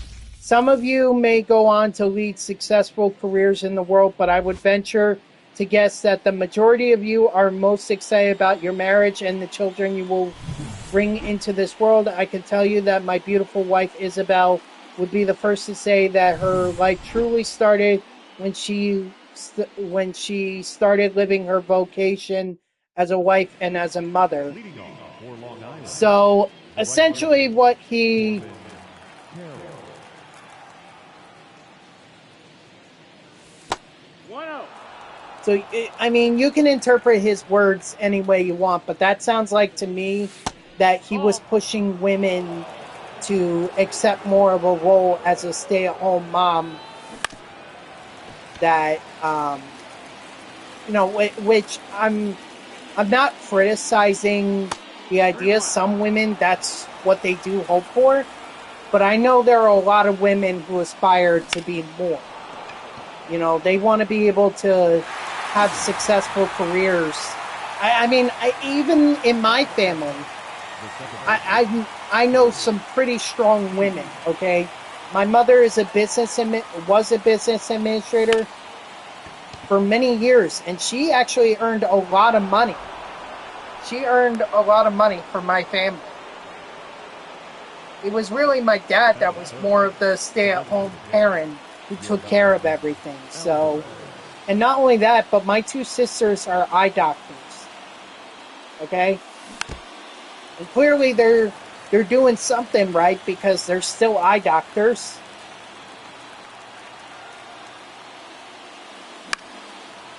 So, I for one do not embrace this idea that women aspire to be stay-at-home moms. Ball. 1-2. So that's where my criticism of his comments come from. Now, from what I'm reading in the article, it doesn't sound like he was booed off the stage or anything. It sounds like that he was actually cheered. So, again, I don't know. I don't know what the views of the women that were there. I don't know what their views are. Maybe they do want to be stay-at-home moms. I don't know. But I personally would not think that that's what a lot of women, all women, aspire to be. Some want to be successful CEOs. Some want to be professional athletes like Caitlin Clark. Some, you know, want to be entertainers that change the world, like Taylor Swift.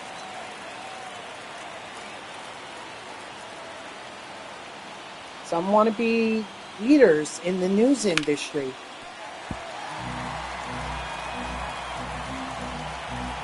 You know?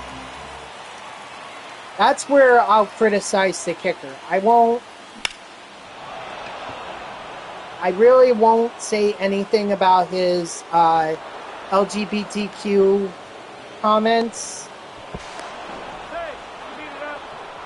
Because obviously that's a very hot potato when it comes to politics. But I will criticize his comments regarding women being stay-at-home mom or women aspiring to be stay-at-home moms. Because I can tell you that not all women aspire to be that.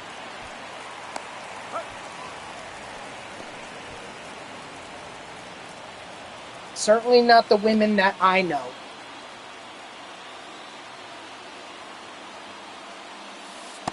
Ball inside.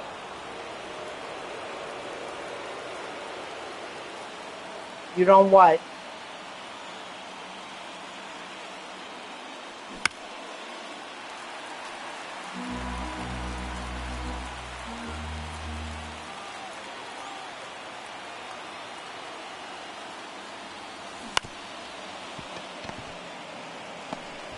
Okay. I ain't either. But that's not what I'm talking about.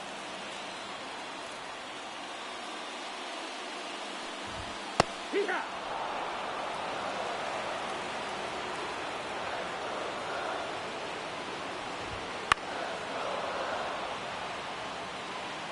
I mean, I know quite a few gay people. I do. Work, school. I've met them all. I've met a lot of them. I'm not saying I'm special or anything, but I do. I know them, and they're really nice people. Ball. 1-2. Like I said, I'll just let people live their lives how they want. Okay.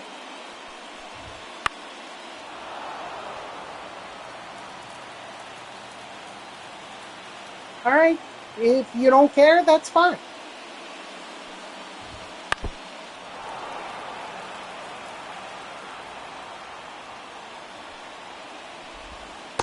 Ball. 2-2.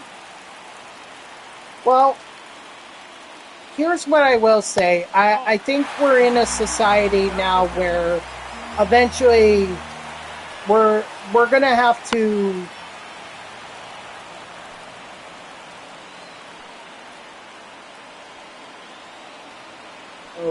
okay, I don't really understand that logic.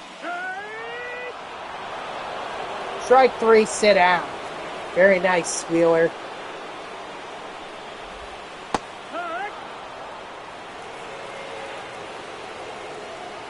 You know, it was so someone some Mets fan that I knew on or that I know on Twitter or X, whatever you want to call it, decided to share a Reddit post that basically outed Brendan Nimmo as a Trump supporter. She was like, "Oh, that's horrible. I can't believe this." And I literally wanted to comment, why do you care? Why do you care about what Brendan Nimmo's political beliefs are? Why is he not entitled to support whoever he wants? Why are we outing any athletes? And I saw a very similar post. That's the thing I hate. I hate people who go ahead and say, "Oh, well,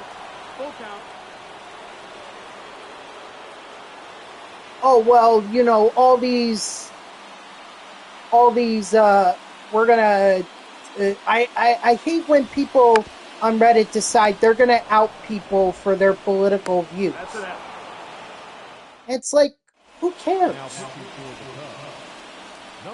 At the end of the day, Brendan Nimmo, if he can perform well while he's wearing a Mets uniform, I'll support him, whether regardless of what his politics are. It was the same thing when the Mets hired the husband of Tommy Lahren. She's a Fox News contributor as a hitting coach for their AAA team, the Syracuse Mets, and people were freaking out about that. And I'm like, why? Why? Who cares? Politics isn't going to get into the sport. You know? It's not like she's going to be in the dugout. I'm sure she'll be in the stands, you know, for some games, but her husband is just coaching the team. I really don't understand, you know? Like, I don't understand. What does demo mean?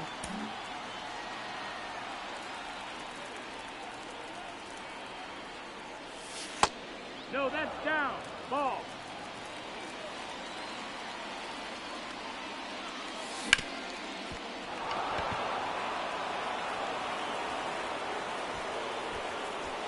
You know, it's just like, to me, who cares?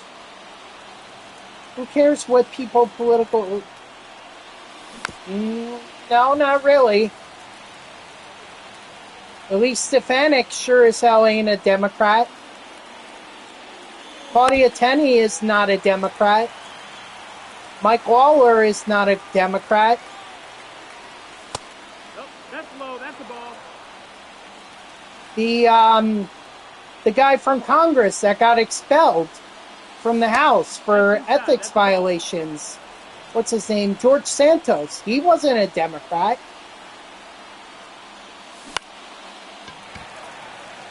Anthony Desposito is not a Democrat.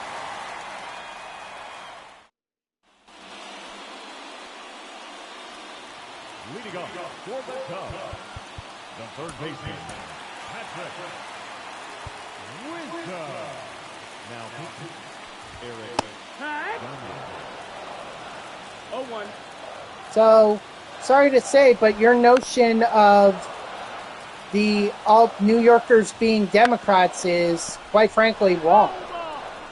You could say that a majority or a good portion of New Yorkers are Democrats. I mean, the governor is, the 2 senators are, the mayor of New York City is.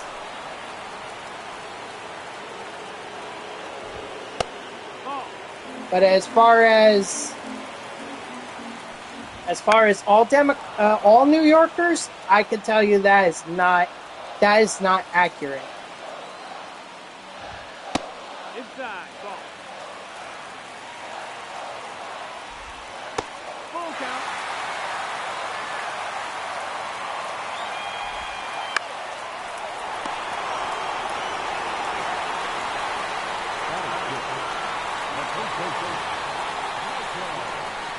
So are you saying that Hispanics shouldn't support Trump? 0-1.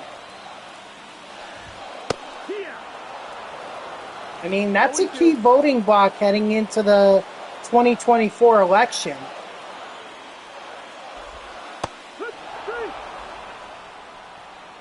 That is a key voting block. In fact, one that could very well put Trump back into the White House in 2024.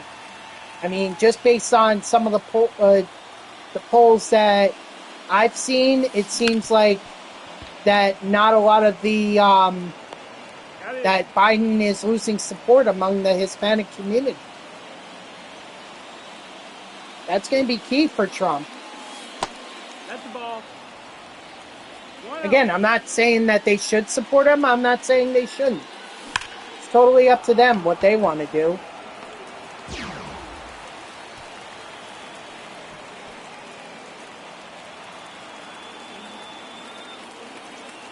I think Marco Rubio is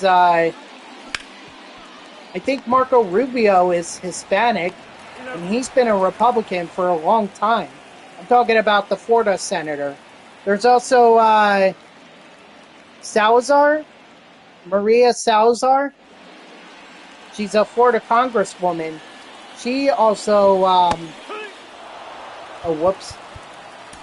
she's also a Republican.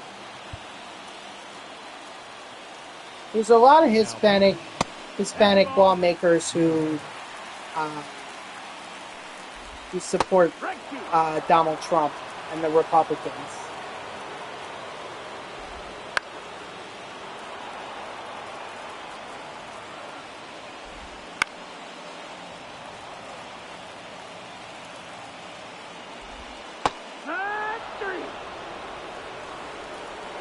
So I wouldn't say that all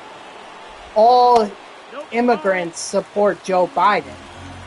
I would not say that at all. And actually, I should apologize for generalizing immigrants with Hispanics. I mean, there are plenty of immigrants from other countries that come here. 2-2 the count. All right, I should make that clear.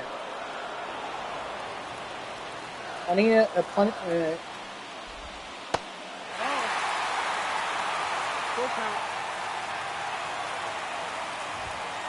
Ball full. Take your base. God dang it. Running Pete Crow Armstrong for the speed, no doubt. If I were him, I'd be stealing. 98 speed, I'd feel comfortable stealing.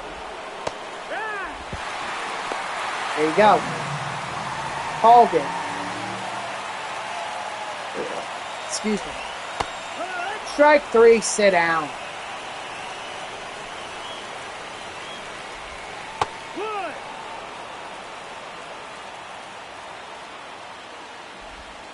Right. 0-2. Strike 3, sit down. Attaboy, Reed Garrett. That's another stronghold for our team.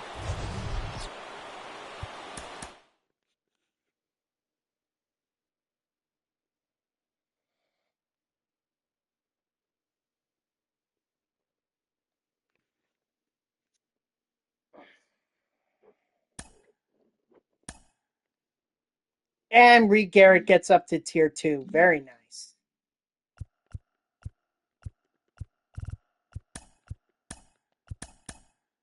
This is going to be a little dicey.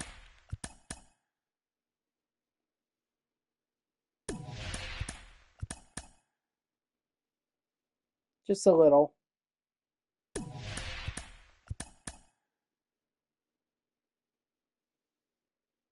Ah.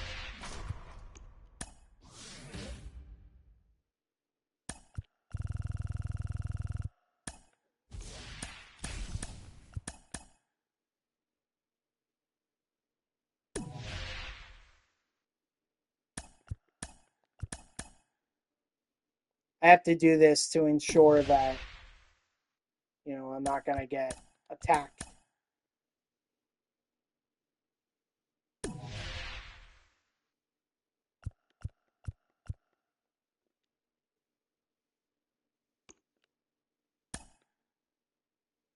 Uh-oh.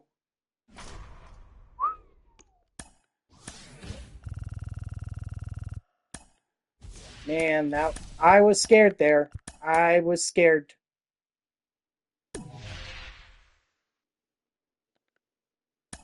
But I figured that they would do that. In fact, I was hoping that they would do that.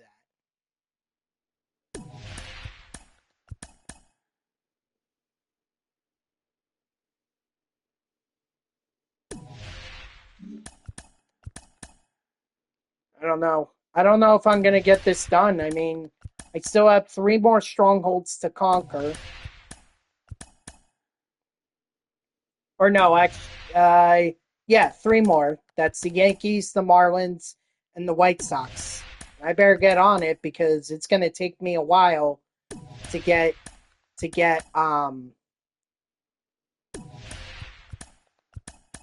going to take me a while to get through.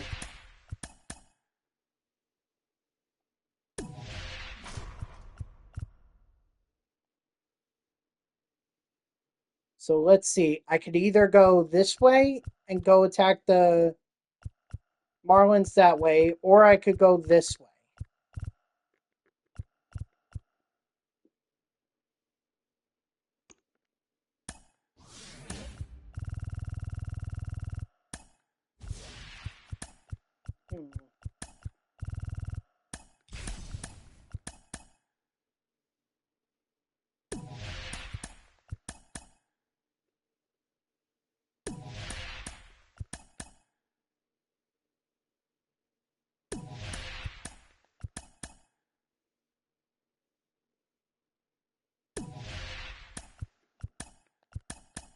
Fortunately, the Marlins have been busy building up their territories, so I'm kind of in a tough spot here.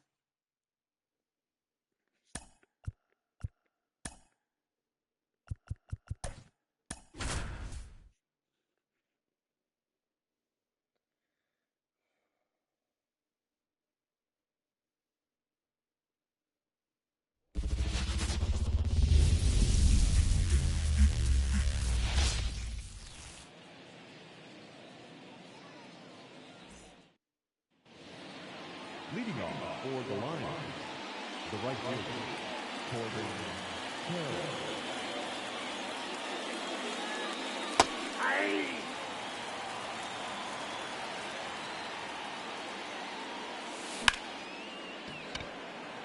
Dang it.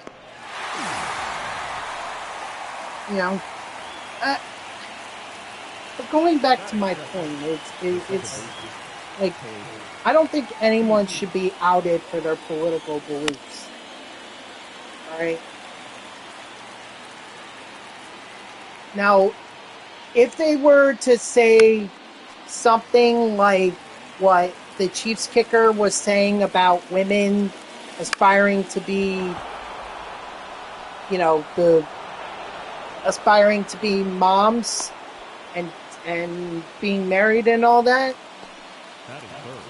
okay, that to me definitely crosses the line, because some women aspire to be more. Okay?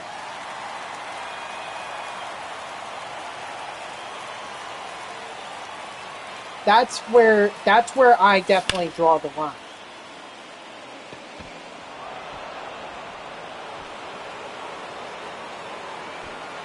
But as far as other people's political beliefs, you know, that's up to you. That's up to you.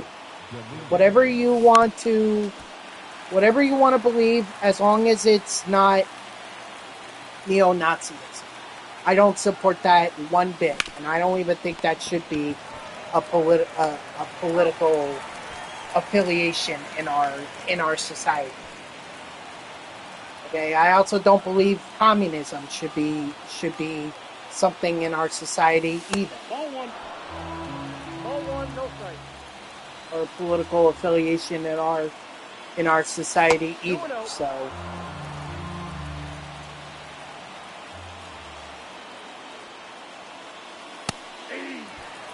that's where I draw the line. Whereas other political beliefs, whatever, I have my own.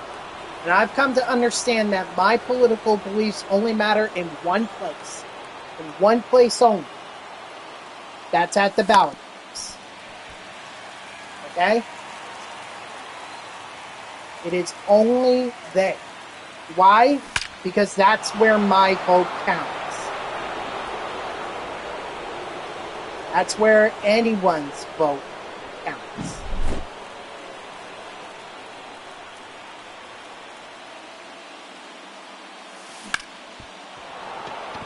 So that's all I'll say about politics. You could be a Republican or a Democrat. You could support Trump, you could support Biden, you could support RFK Jr. Inside, ball one. You could support whoever. Except neo-Nazism and communism. That's where I draw a line. That's where I'm gonna be like, no dude, stop talking.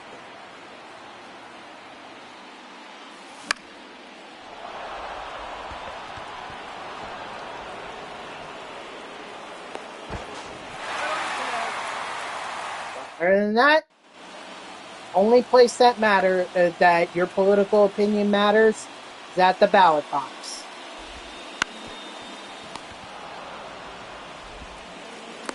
That's it. That's why I don't talk about politics.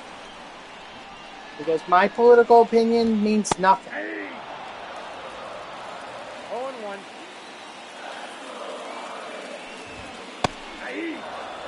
It means nothing except for my vote.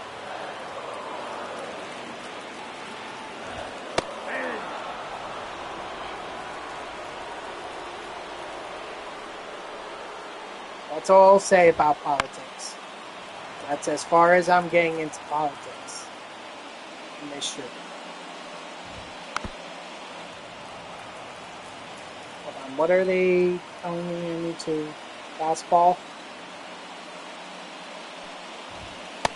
Strike three, sit down.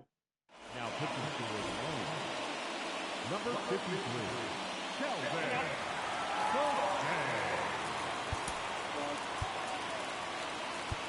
It's like, you know how, you know the Mets pitcher Brooks Raley? Hold on.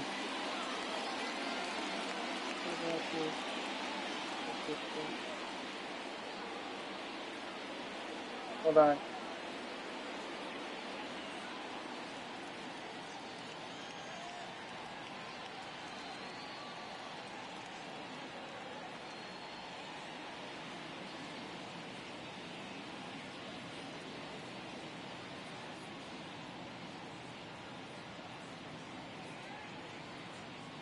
Sorry, the text message from work. I think I'm gonna throw in a lefty.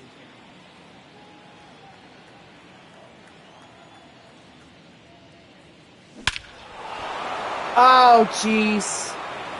Oh, well. Gary Carter, you're always ruining everything. I didn't want you to hit a home run there. That's why it was a contact swing. Or maybe it was a normal swing by accident. I don't know. But what I do know now is that Gary Carter just had added a 4-0 lead. So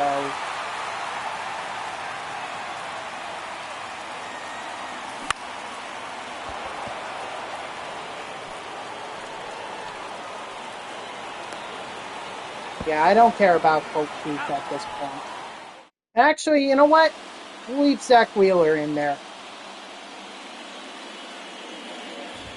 As well get multiple innings from him. The save is not going to be in play. Then why take out our starting pitcher?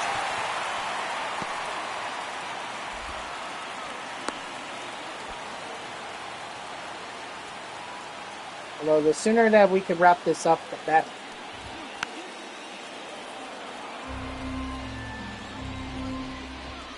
Ball, that's in.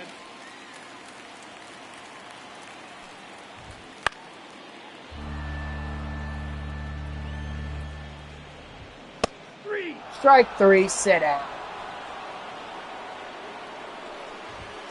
Yeah. 1-1's the count.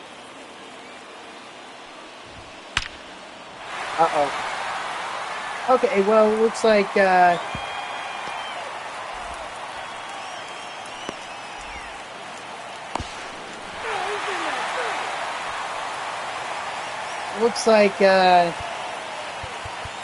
we will need Aaron Bummer.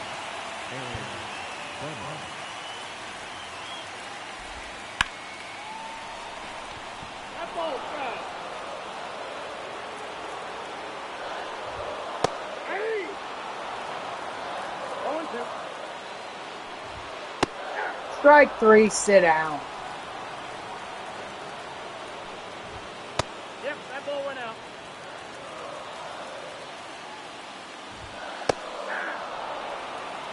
One and one. Ball inside. Hey! 2 balls, 2 strikes. Strike 3, sit down. Attaboy, Bummer. Now pitching for the Now let's see, we have Myers, Bettencourt, and Jazz Chisholm Jr. We are gonna get Reed Garrett up and warming.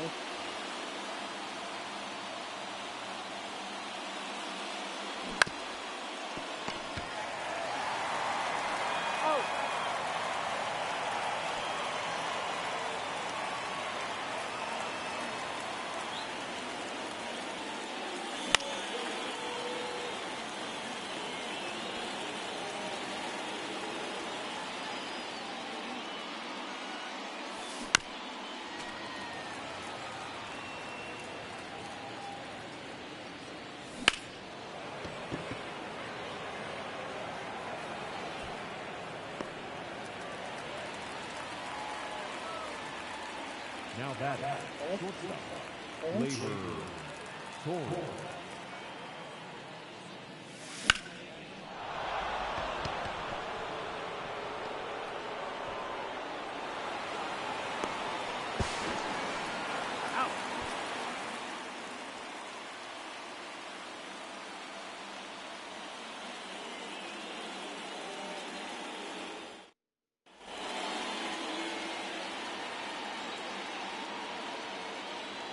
Ow.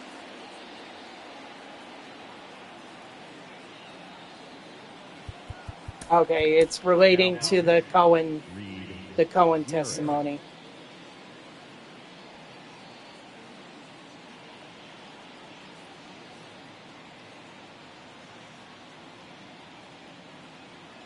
Okay, I was just curious.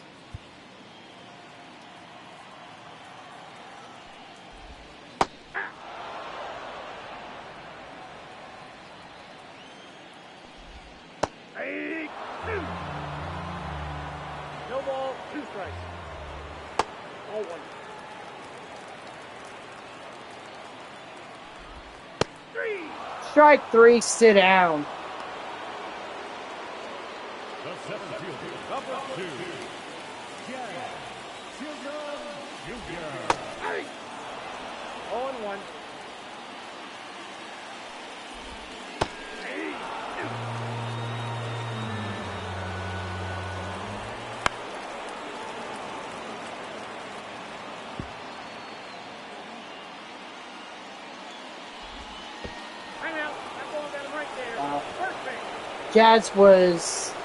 Jazz was a power hitter or dangerous hitter against the righty anyway.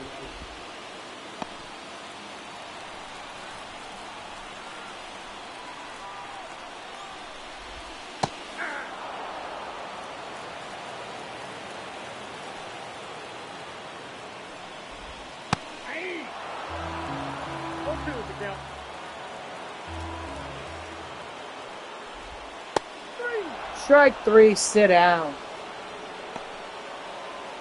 Up next for the Marlins, the third baseman, Jake Burger.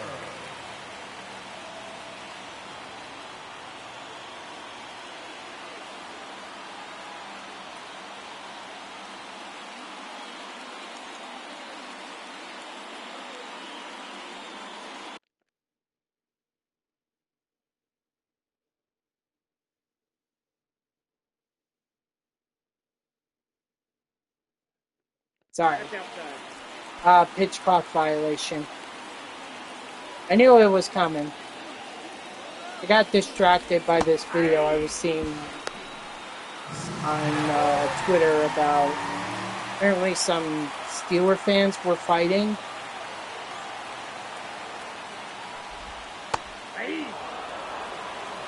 One ball, 2 strikes. Strike 3, sit down.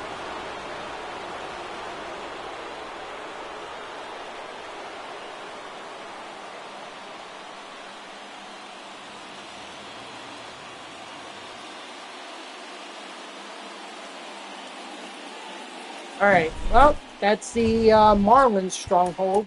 So now we have a choice of whether we go after the White Sox or the Yankees. Now, before we do that, we do have to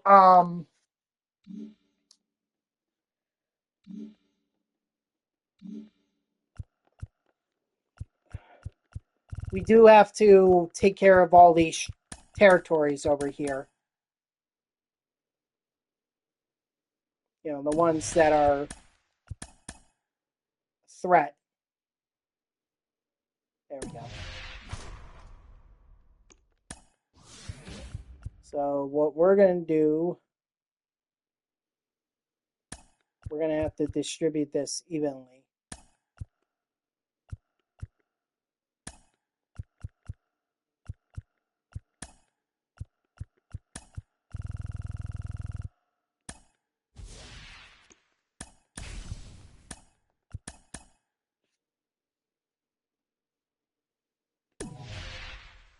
Yep, that's what I thought would happen.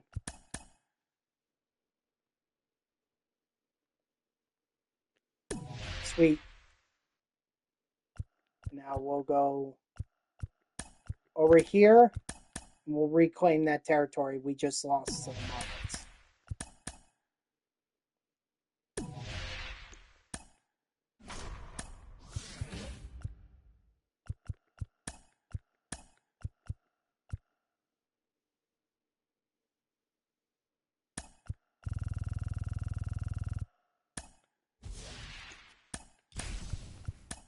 And just make sure.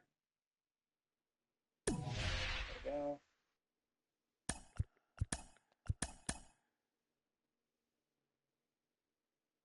And I know that they're gonna, yep, do that. I was banking on them doing that.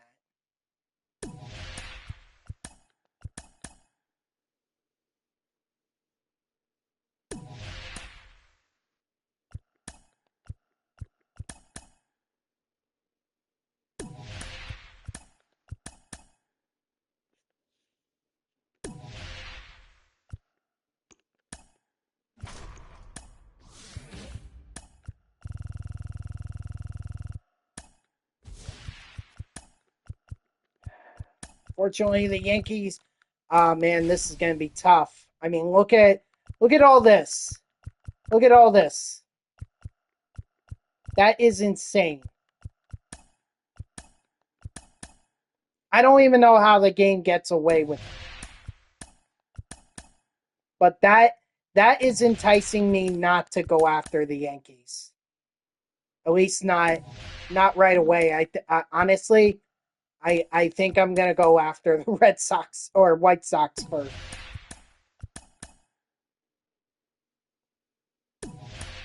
Because the Yankees are going to destroy my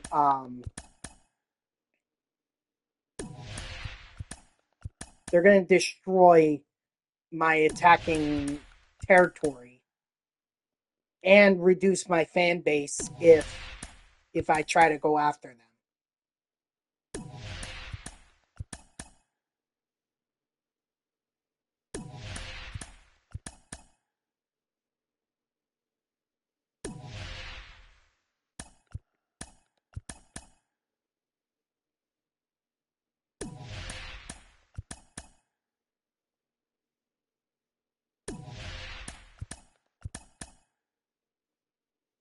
Perfect. And then right there.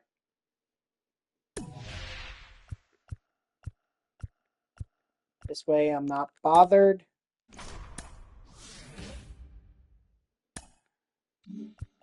Hold on. Make sure that territory doesn't get stolen.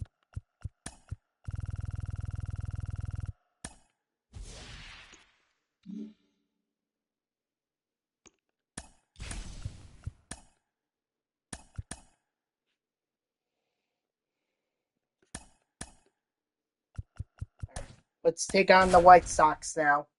And then maybe if we have time, maybe we'll go after the Yankees. Ugh.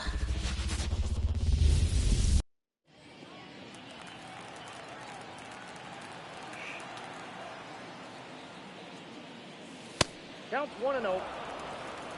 Excuse me.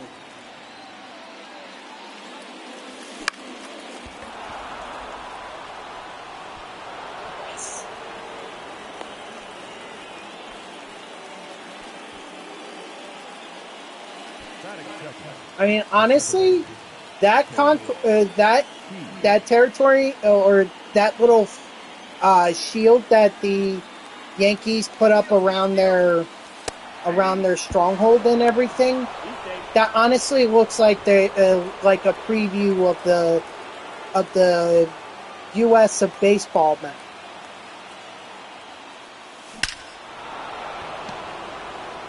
Where like the certain one team would control multiple territories and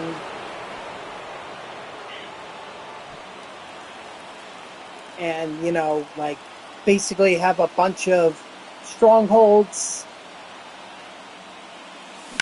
and you'd have to go up against them time and time again just to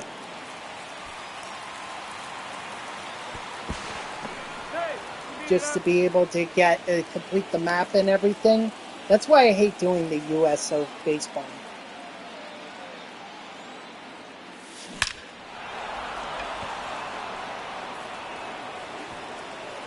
It's just too big, and the teams just carry multiple strongholds, and it's not even fair. Especially when you're trying to get the West Coast to start out. You know, by the time you get to the Northeast, you could have a team like the Yankees or the Blue Jays or the Red Sox controlling multiple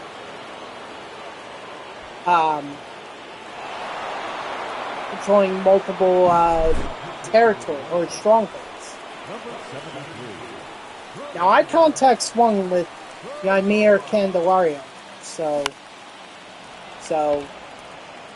unfortunately he got the home run. So now if I try to get a save,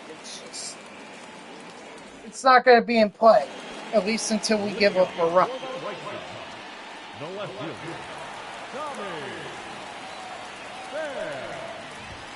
Well, that's off the plate.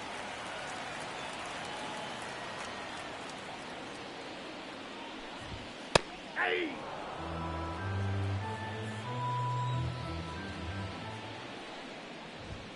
Hey!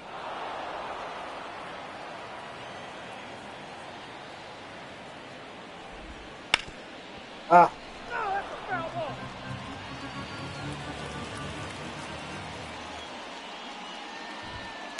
Inside ball. That sweeping curve did not sweep enough. Hey! Strike 3, sit down. I think I was generous. I think the ump was generous with that call.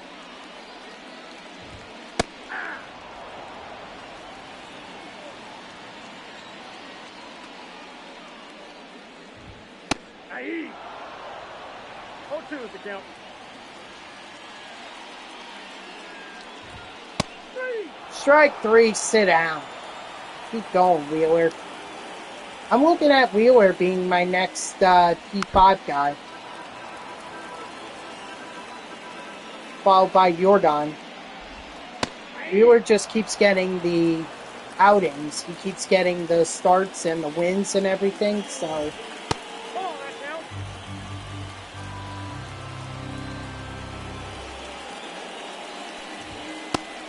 Strike 3, sit down.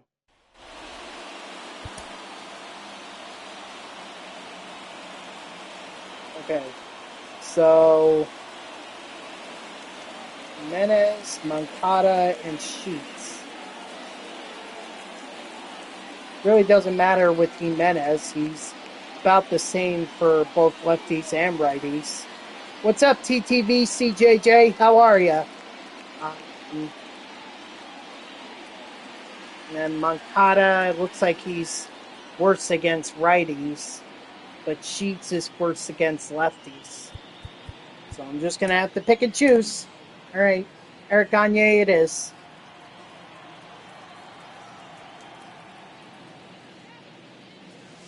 Off the plate, ball 1.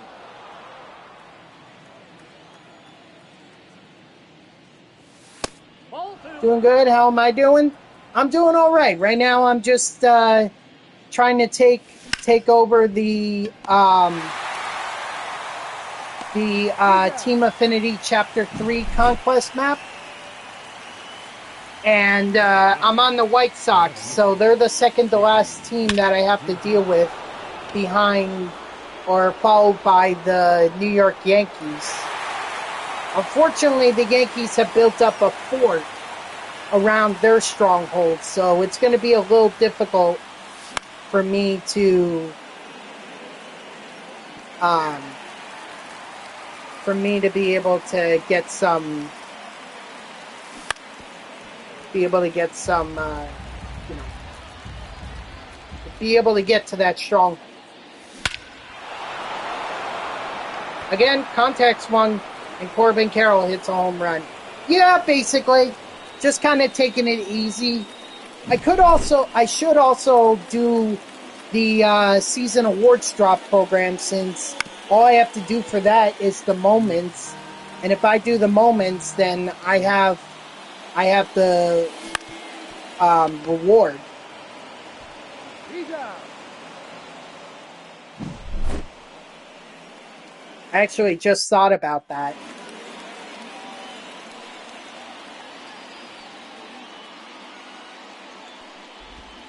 Whoa, that's down.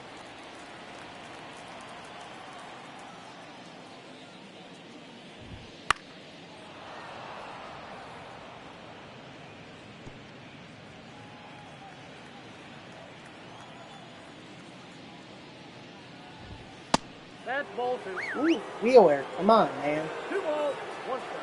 You just stay focused here. I know you're tired. You got a 5-run lead to 2 work. balls, 2 strikes. Yeah, just kind of taking it easy, trying to build up some parallel XP and also make some progress in the Team Affinity programs. So, strike 3, sit down. Batting fifth, the third baseman, Joe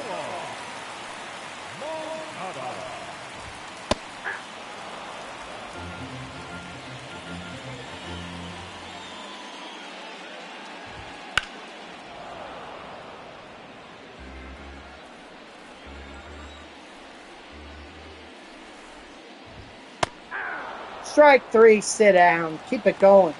Keep wheeling and dealing, Wheeler.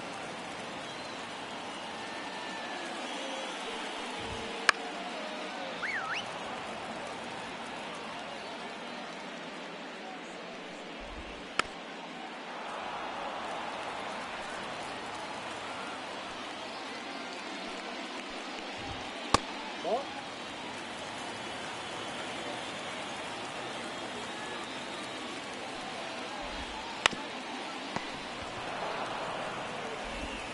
Got him. Now pitching for the White Sox, number 51, Jared Schuster. Again, contact swung. And yet, Jordan Alvarez hitting home runs. I mean, that's not as much of a surprise. Jordan freaking hits bombs. That's essentially what he does. Let's see. We're going to need a righty. Or I guess we could just throw in Gagne.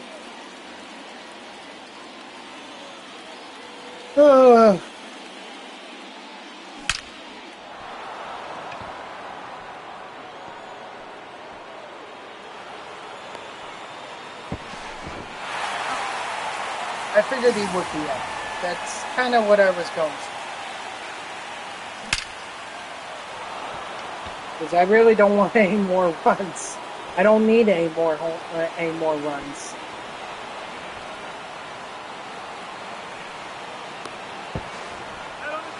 So basically, I'm just running my guys out.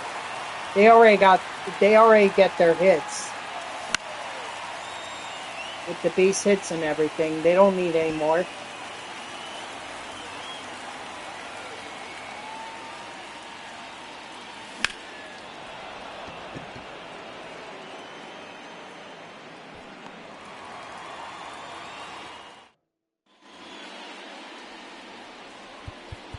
All right, let's bring in Gagne. Eric Gagne. Ball. Nope, inside, ball 2. Aye.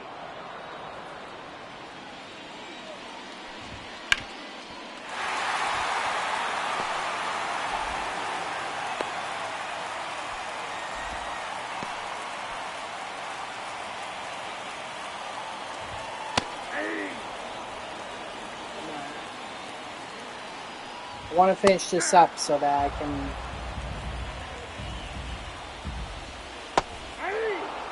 can move on to the Yankees. Try to get their stronghold before I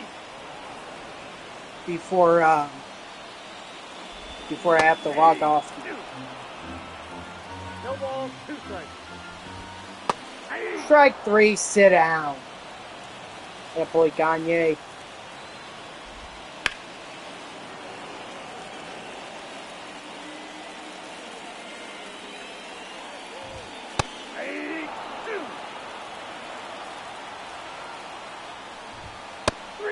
Strike 3, sit down.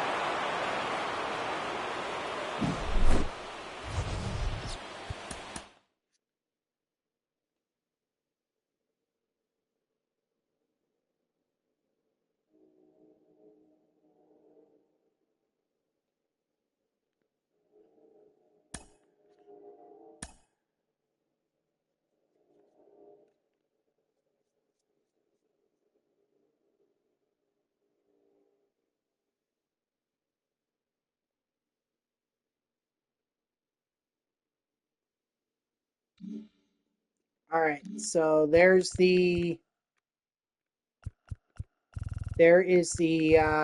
White Sox stronghold.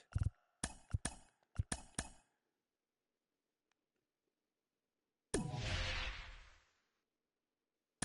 Right? I don't know why the White Sox would do that. I guess because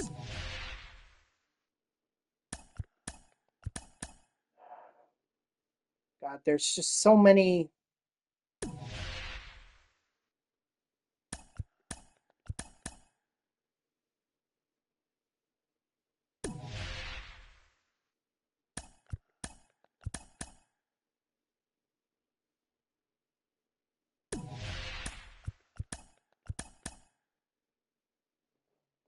That's about all. Well, I mean, I guess I could try.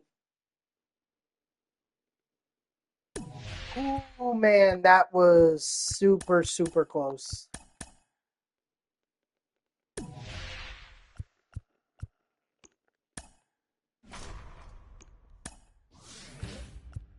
Hold on. Gotta fortify this.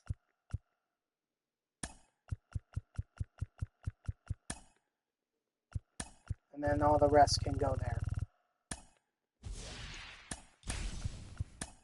I hate how the freaking game set up this Conquest map.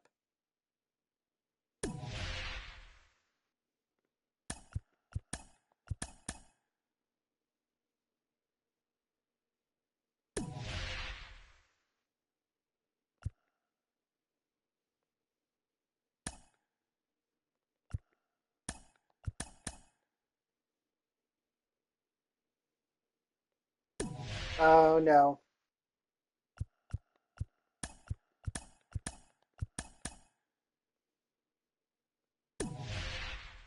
Well, at least I know that the White Sox are not going to attack that territory.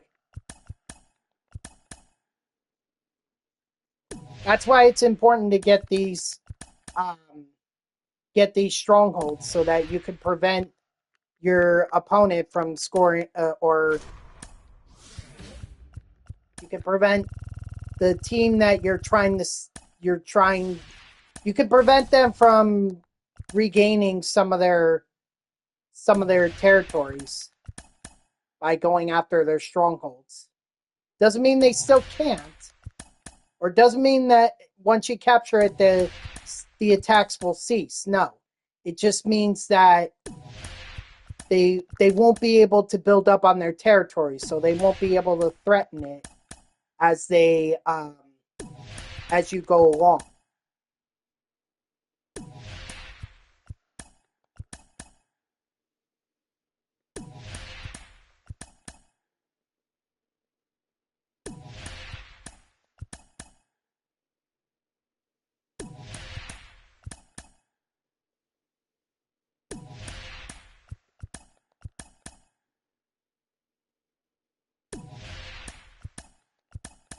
I mean, the main thing with the Yankee stronghold is that they're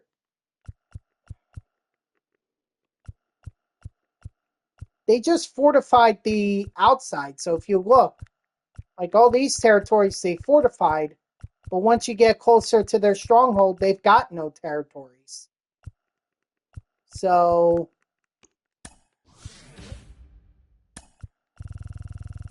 you know what? Maybe I shouldn't be as worried as I thought I would be.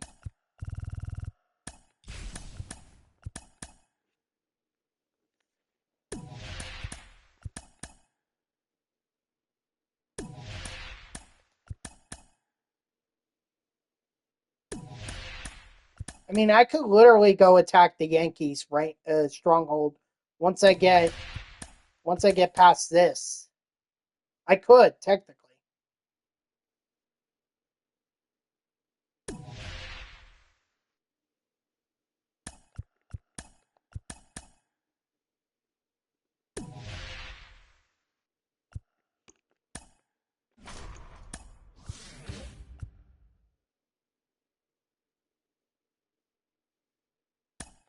All right. So here's what we're gonna do. Add a bunch of territory, or add a bunch of fans there. Add a bunch of fans there. Move these fans over here. And now let's go attack this fortification.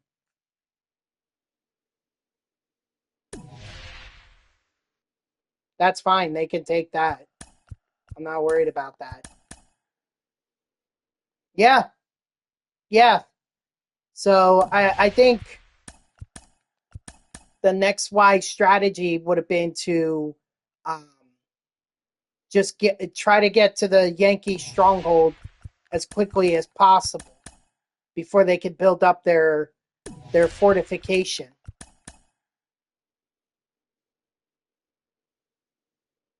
So that's just a future tip for people who want to attempt this conquest map. Well, be on the lookout for the Yankees fortifying their barrier or their border so that they can protect their stronghold.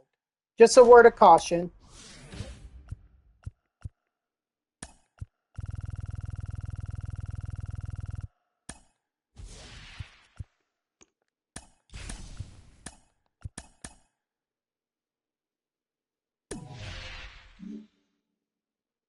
Oh, okay. I kind of thought they would go in a different direction.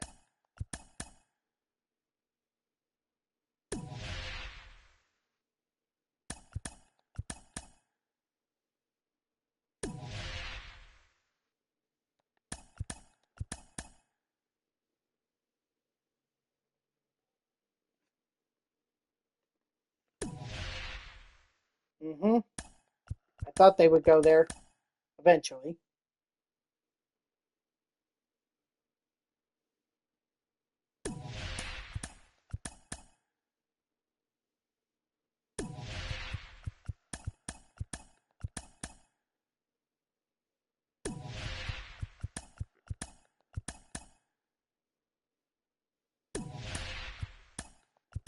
So what I think I'm going to do is I'm going to conquer all the territories around the barrier of their. Um, I'm gonna, yeah, I'm gonna go around the outside and then make my way towards the stronghold because I want to make sure I don't have to deal with a lot when I eventually capture the stronghold. Although I do have to be mindful of the 3 million fan territory.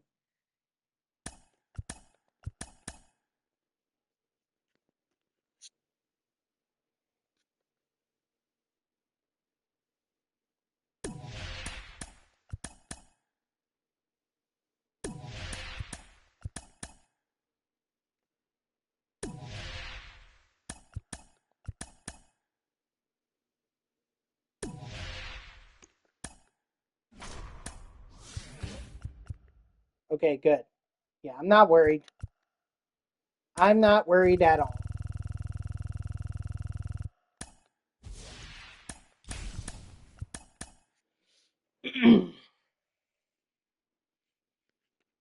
Truly, the evil empire.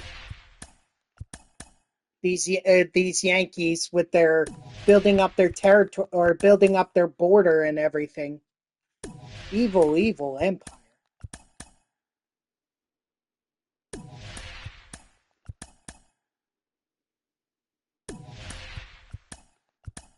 I'm gonna make sure that the Yankees can't go after territories.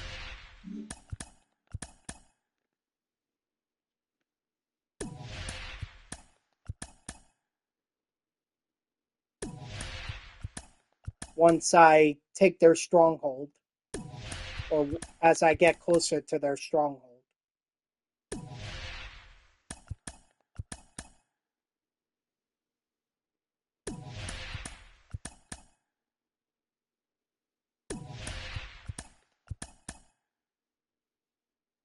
Could I play on veteran against the Yankees? Yeah, I probably could. But why not just play on rookie, you know? Especially since I have a great opportunity to do that.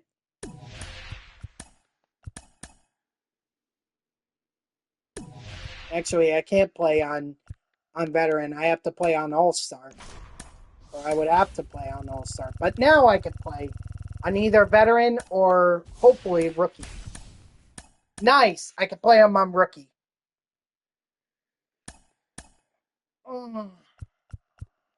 Zach Wheeler gets the nod. Jeez.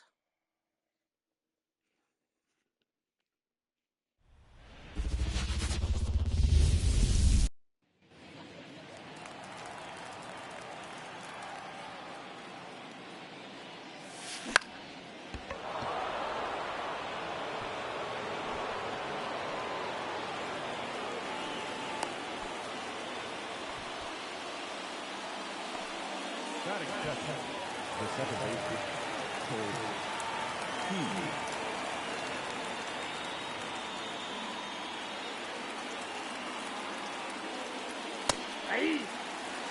Sorry, I was trying to steal the base with Corbin Carroll.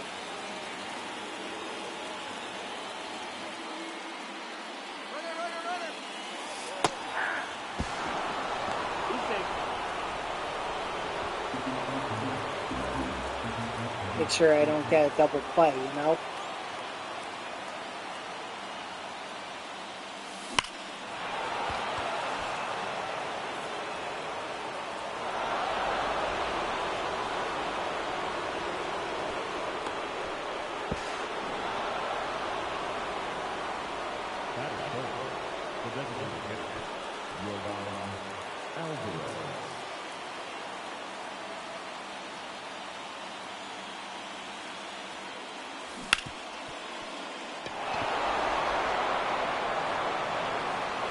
Agree with Harrison on what? And who? And Harrison who? Oh, Harrison Butker. You agree with what? With him on what? About women aspiring to be married and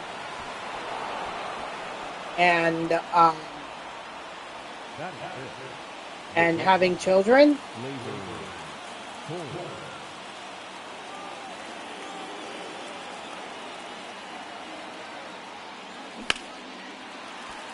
Well, the way that I interpreted that, cheater, is that that's all women want to do. It's just be a stay-at-home mom. And maybe I'm reading into it too much, but I know plenty of women who do not aspire to be a stay-at-home mom. Okay, cheater, I'm stopping you right there. Okay? Ball one. No, they should not have to be relegated to that. Women are smart, they are capable, and they should aspire to be more than that. In fact, my mother is a business administrator for a school district in New Jersey. Both of my sisters are eye doctors. They make way more money than I could ever hope to. Okay? They aspired to make a difference in this world, and they did. They did not aspire to just be housewives. Except, cheater, that's not how it always works. In fact, my family is the perfect example of that. Because while my mother was being a business administrator, my father was the one who was taking care of us as kids. So the father can stay at home and be a stay-at-home parent. In fact, both parents can be working and still take care of their kids.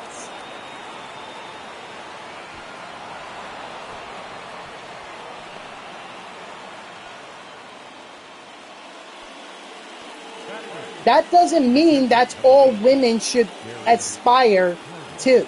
No, they should be doctors. lawyers, lawmakers, entertainers, athletes. They should be whatever they want to be. Okay? Now, some of them may be fine with being housewives. I don't think they should.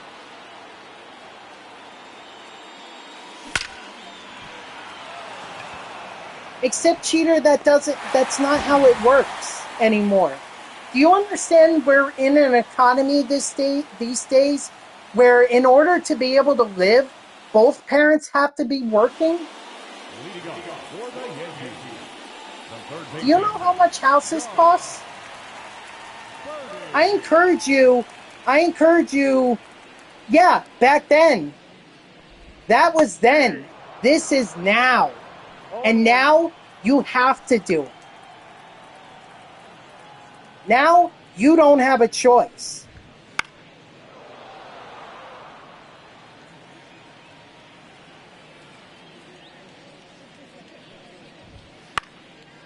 No, it was not just Biden. It's been years and years and years. Okay? This has been long before Biden. So don't blame Biden for this. This happened under Trump, too. Hey! 1-1's the count. Oh, yes, it was. Cost of living did not go down under Trump. It did not go down. People earned more, but the prices continue to go up. This is the thing. No, cheater. First of all, okay, that's not how this works. I could tell you because I work in the news industry, so I could tell you economics. All right? Here's what happened. The cost of living continued to go up. But at some point, I think this was in the 1970s or the 1980s, wages stagnated.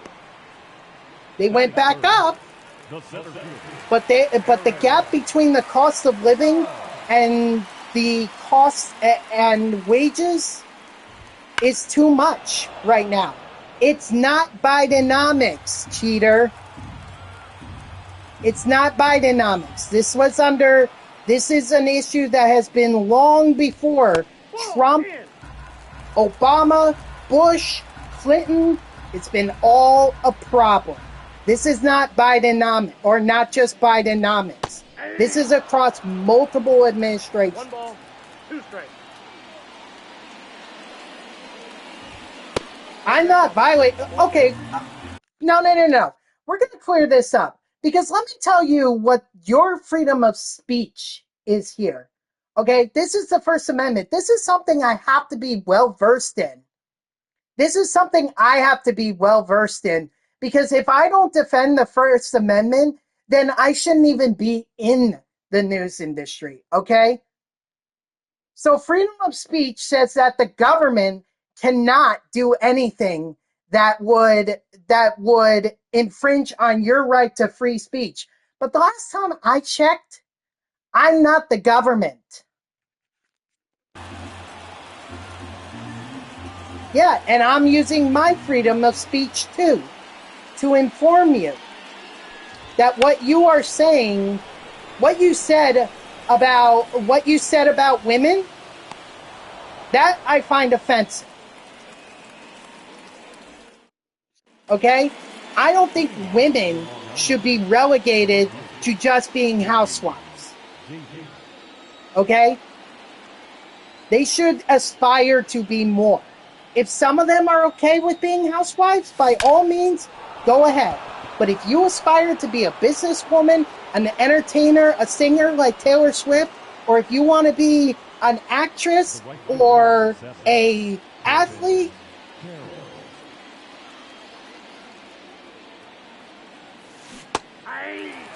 except my sister is married and is expecting a baby. Both she and her husband are working. And my sister is an eye doctor.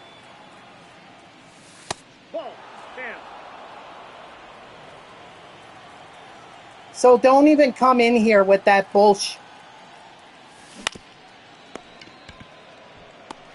because I will shut you down. Now back, second baseman, Cole Hughes. Yep, she is taking paternity leave, as is the husband. And they're going to go right back to work. They're going to continue to be working parents.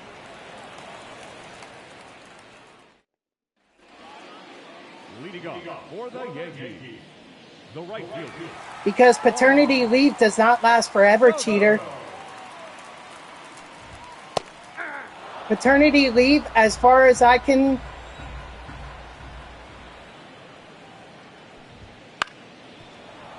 Yeah. So both my sister and brother-in-law are going to go back. They're going to work. They're going to provide for their daughter. And it may not always be easy for them, but they're going to do their best.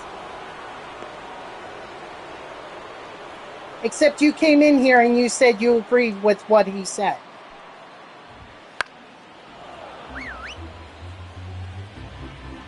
Except this is an issue that goes well beyond the that goes well beyond Biden, Trump, Obama. Let me explain what happened here, cheater. Let me explain what happened. All right. After World War II, the United States was the top economy in the U.S. or in the world, actually. Second behind that was the Soviet Union, the USSR. You know why those two were the top two? Because they weren't so badly damaged from the war, from World War II. All right? You with me so far? So after World War II, the US and USSR economies boomed. Because again, we're not rebuilding after the war. We don't have to rebuild. Not like Europe had to. So we were thriving as an economy. We were thriving. But eventually, the European nations began to rebuild. And soon, the companies, U.S. companies said, you know what? Why should I have to pay American workers when I could go to cheaper labor that's overseas? That wasn't just in Europe, by the way. That was in Asia. That was in Africa, South America. They could go elsewhere for far cheaper and make more profit. So Americans lost their job. This began in the 60s and the 70s. But we had companies that grew exponentially. We're talking about economics here and where things went wrong. So some of our companies were making millions, if not billions of dollars. Meanwhile, the American worker, they lost their job. They lost their job because that factory that they worked for decades at, after the war and everything, they went overseas. And now what were they supposed to do? Yes. Because the cost of living continues to go up, cheater. The cost of living went up again, up under Trump, up under Obama, up under Bush, under Clinton. It has been a steady incline of cost of living for a long, long time. The problem is where the wages started to stagnate and couldn't keep up with the cost of living. That happened well before Biden, Trump. Trump started to get it back on. Trump started to get wages back to grow. Yes. But at that time, the gap was still too much. It wasn't eating into it, and the cost of living continued to go up. First base. Now pitching for the New York Yankees. So, Number This has been the cost of the politicians keep saying, let's increase wages, except none of them are doing anything to bring down the cost of living.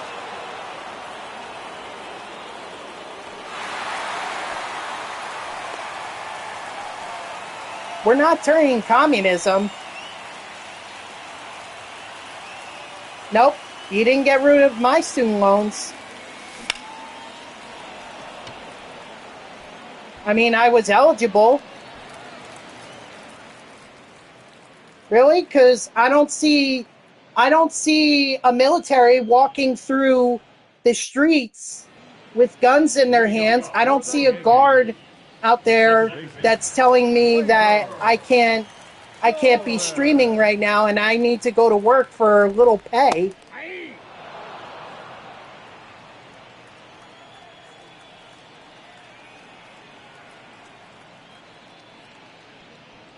Oh no, I applied for it. No, I definitely wanted it.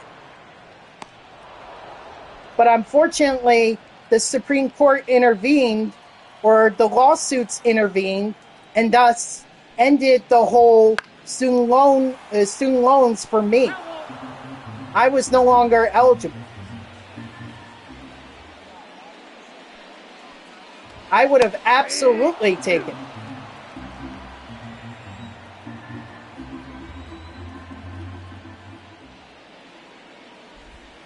You forget. 2 strikes. No, I think Vietnam has since become more democratic, or at least I thought. I have to double check on that, but I thought they have since become democratic. And you actually forgot a country, cheater. How about Cuba? 2 balls, 2 strikes. Cuba is communist. 3-2. No, we didn't beat Vietnam. No. No, Vietnam became a communist society, or they became a communist country. We lost the Vietnam War. Batting ninth, the catcher, Conquest. Yep, I do know that.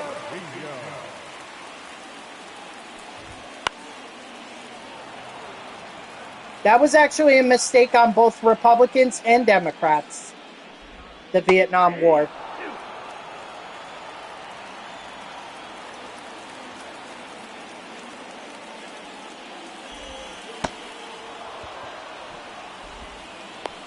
Because it was Lyndon B. Johnson who escalated it. Well, Kennedy sent our troops over there. It was at like 3,000 by the time he was assassinated. Then Johnson escalated it to 20,000. And then Nixon decided we're going to pull out, but we're going to bomb them. Which that worked out really well.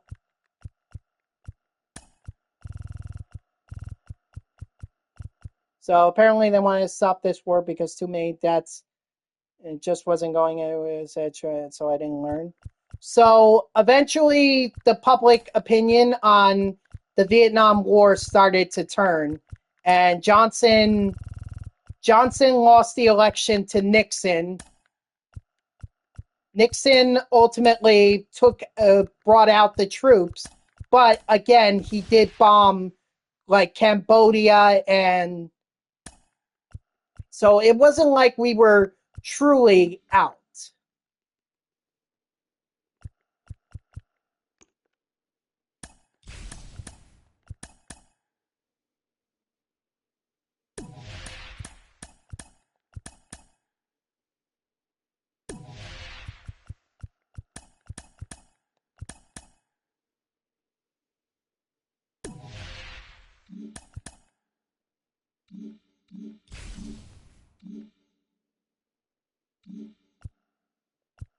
But that's the Republicans that are doing that.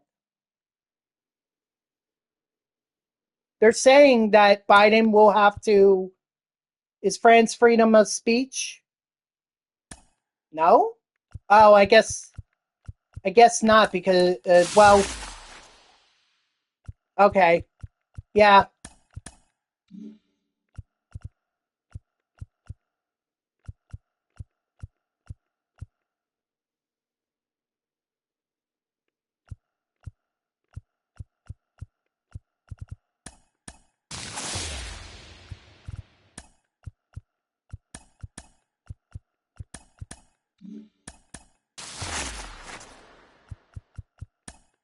Okay. Yeah, I mean, he's been in office for a long time, right? I mean, I remember him from the Obama administration, Emmanuel Macron. Rated from who exactly?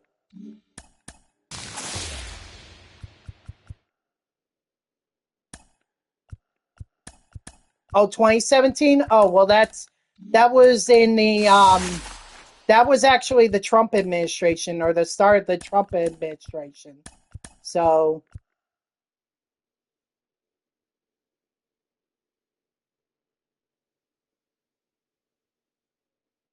well, it wouldn't do any good because I'm about to log off here. I'm just doing a quick pack opening and then I'm leaving. I got to go to work.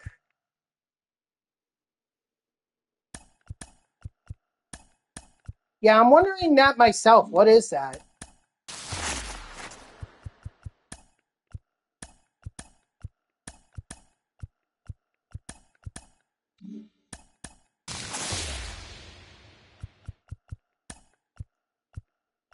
Wait, are you saying I'm about to get? Oh, you're talking about. Oh, well, good on you for looking that up, cheater, because I didn't know that. Aren't the French dealing with some kind of a uprising or something in their one of their islands right now?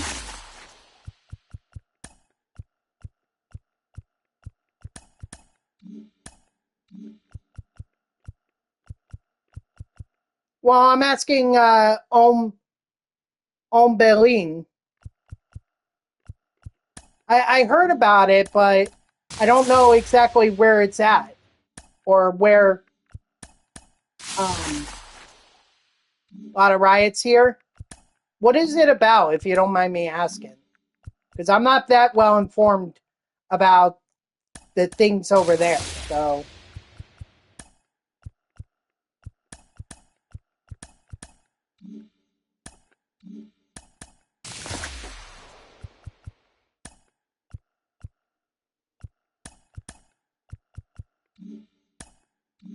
I'm gonna save that for last. The ball pack.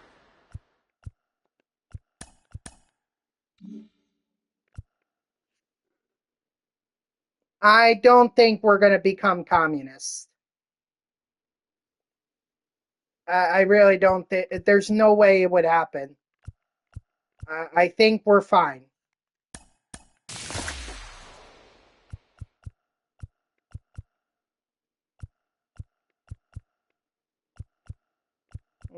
I don't think so. You and I just had a conversation about women being housewives versus leaders in industries. That's our free speech.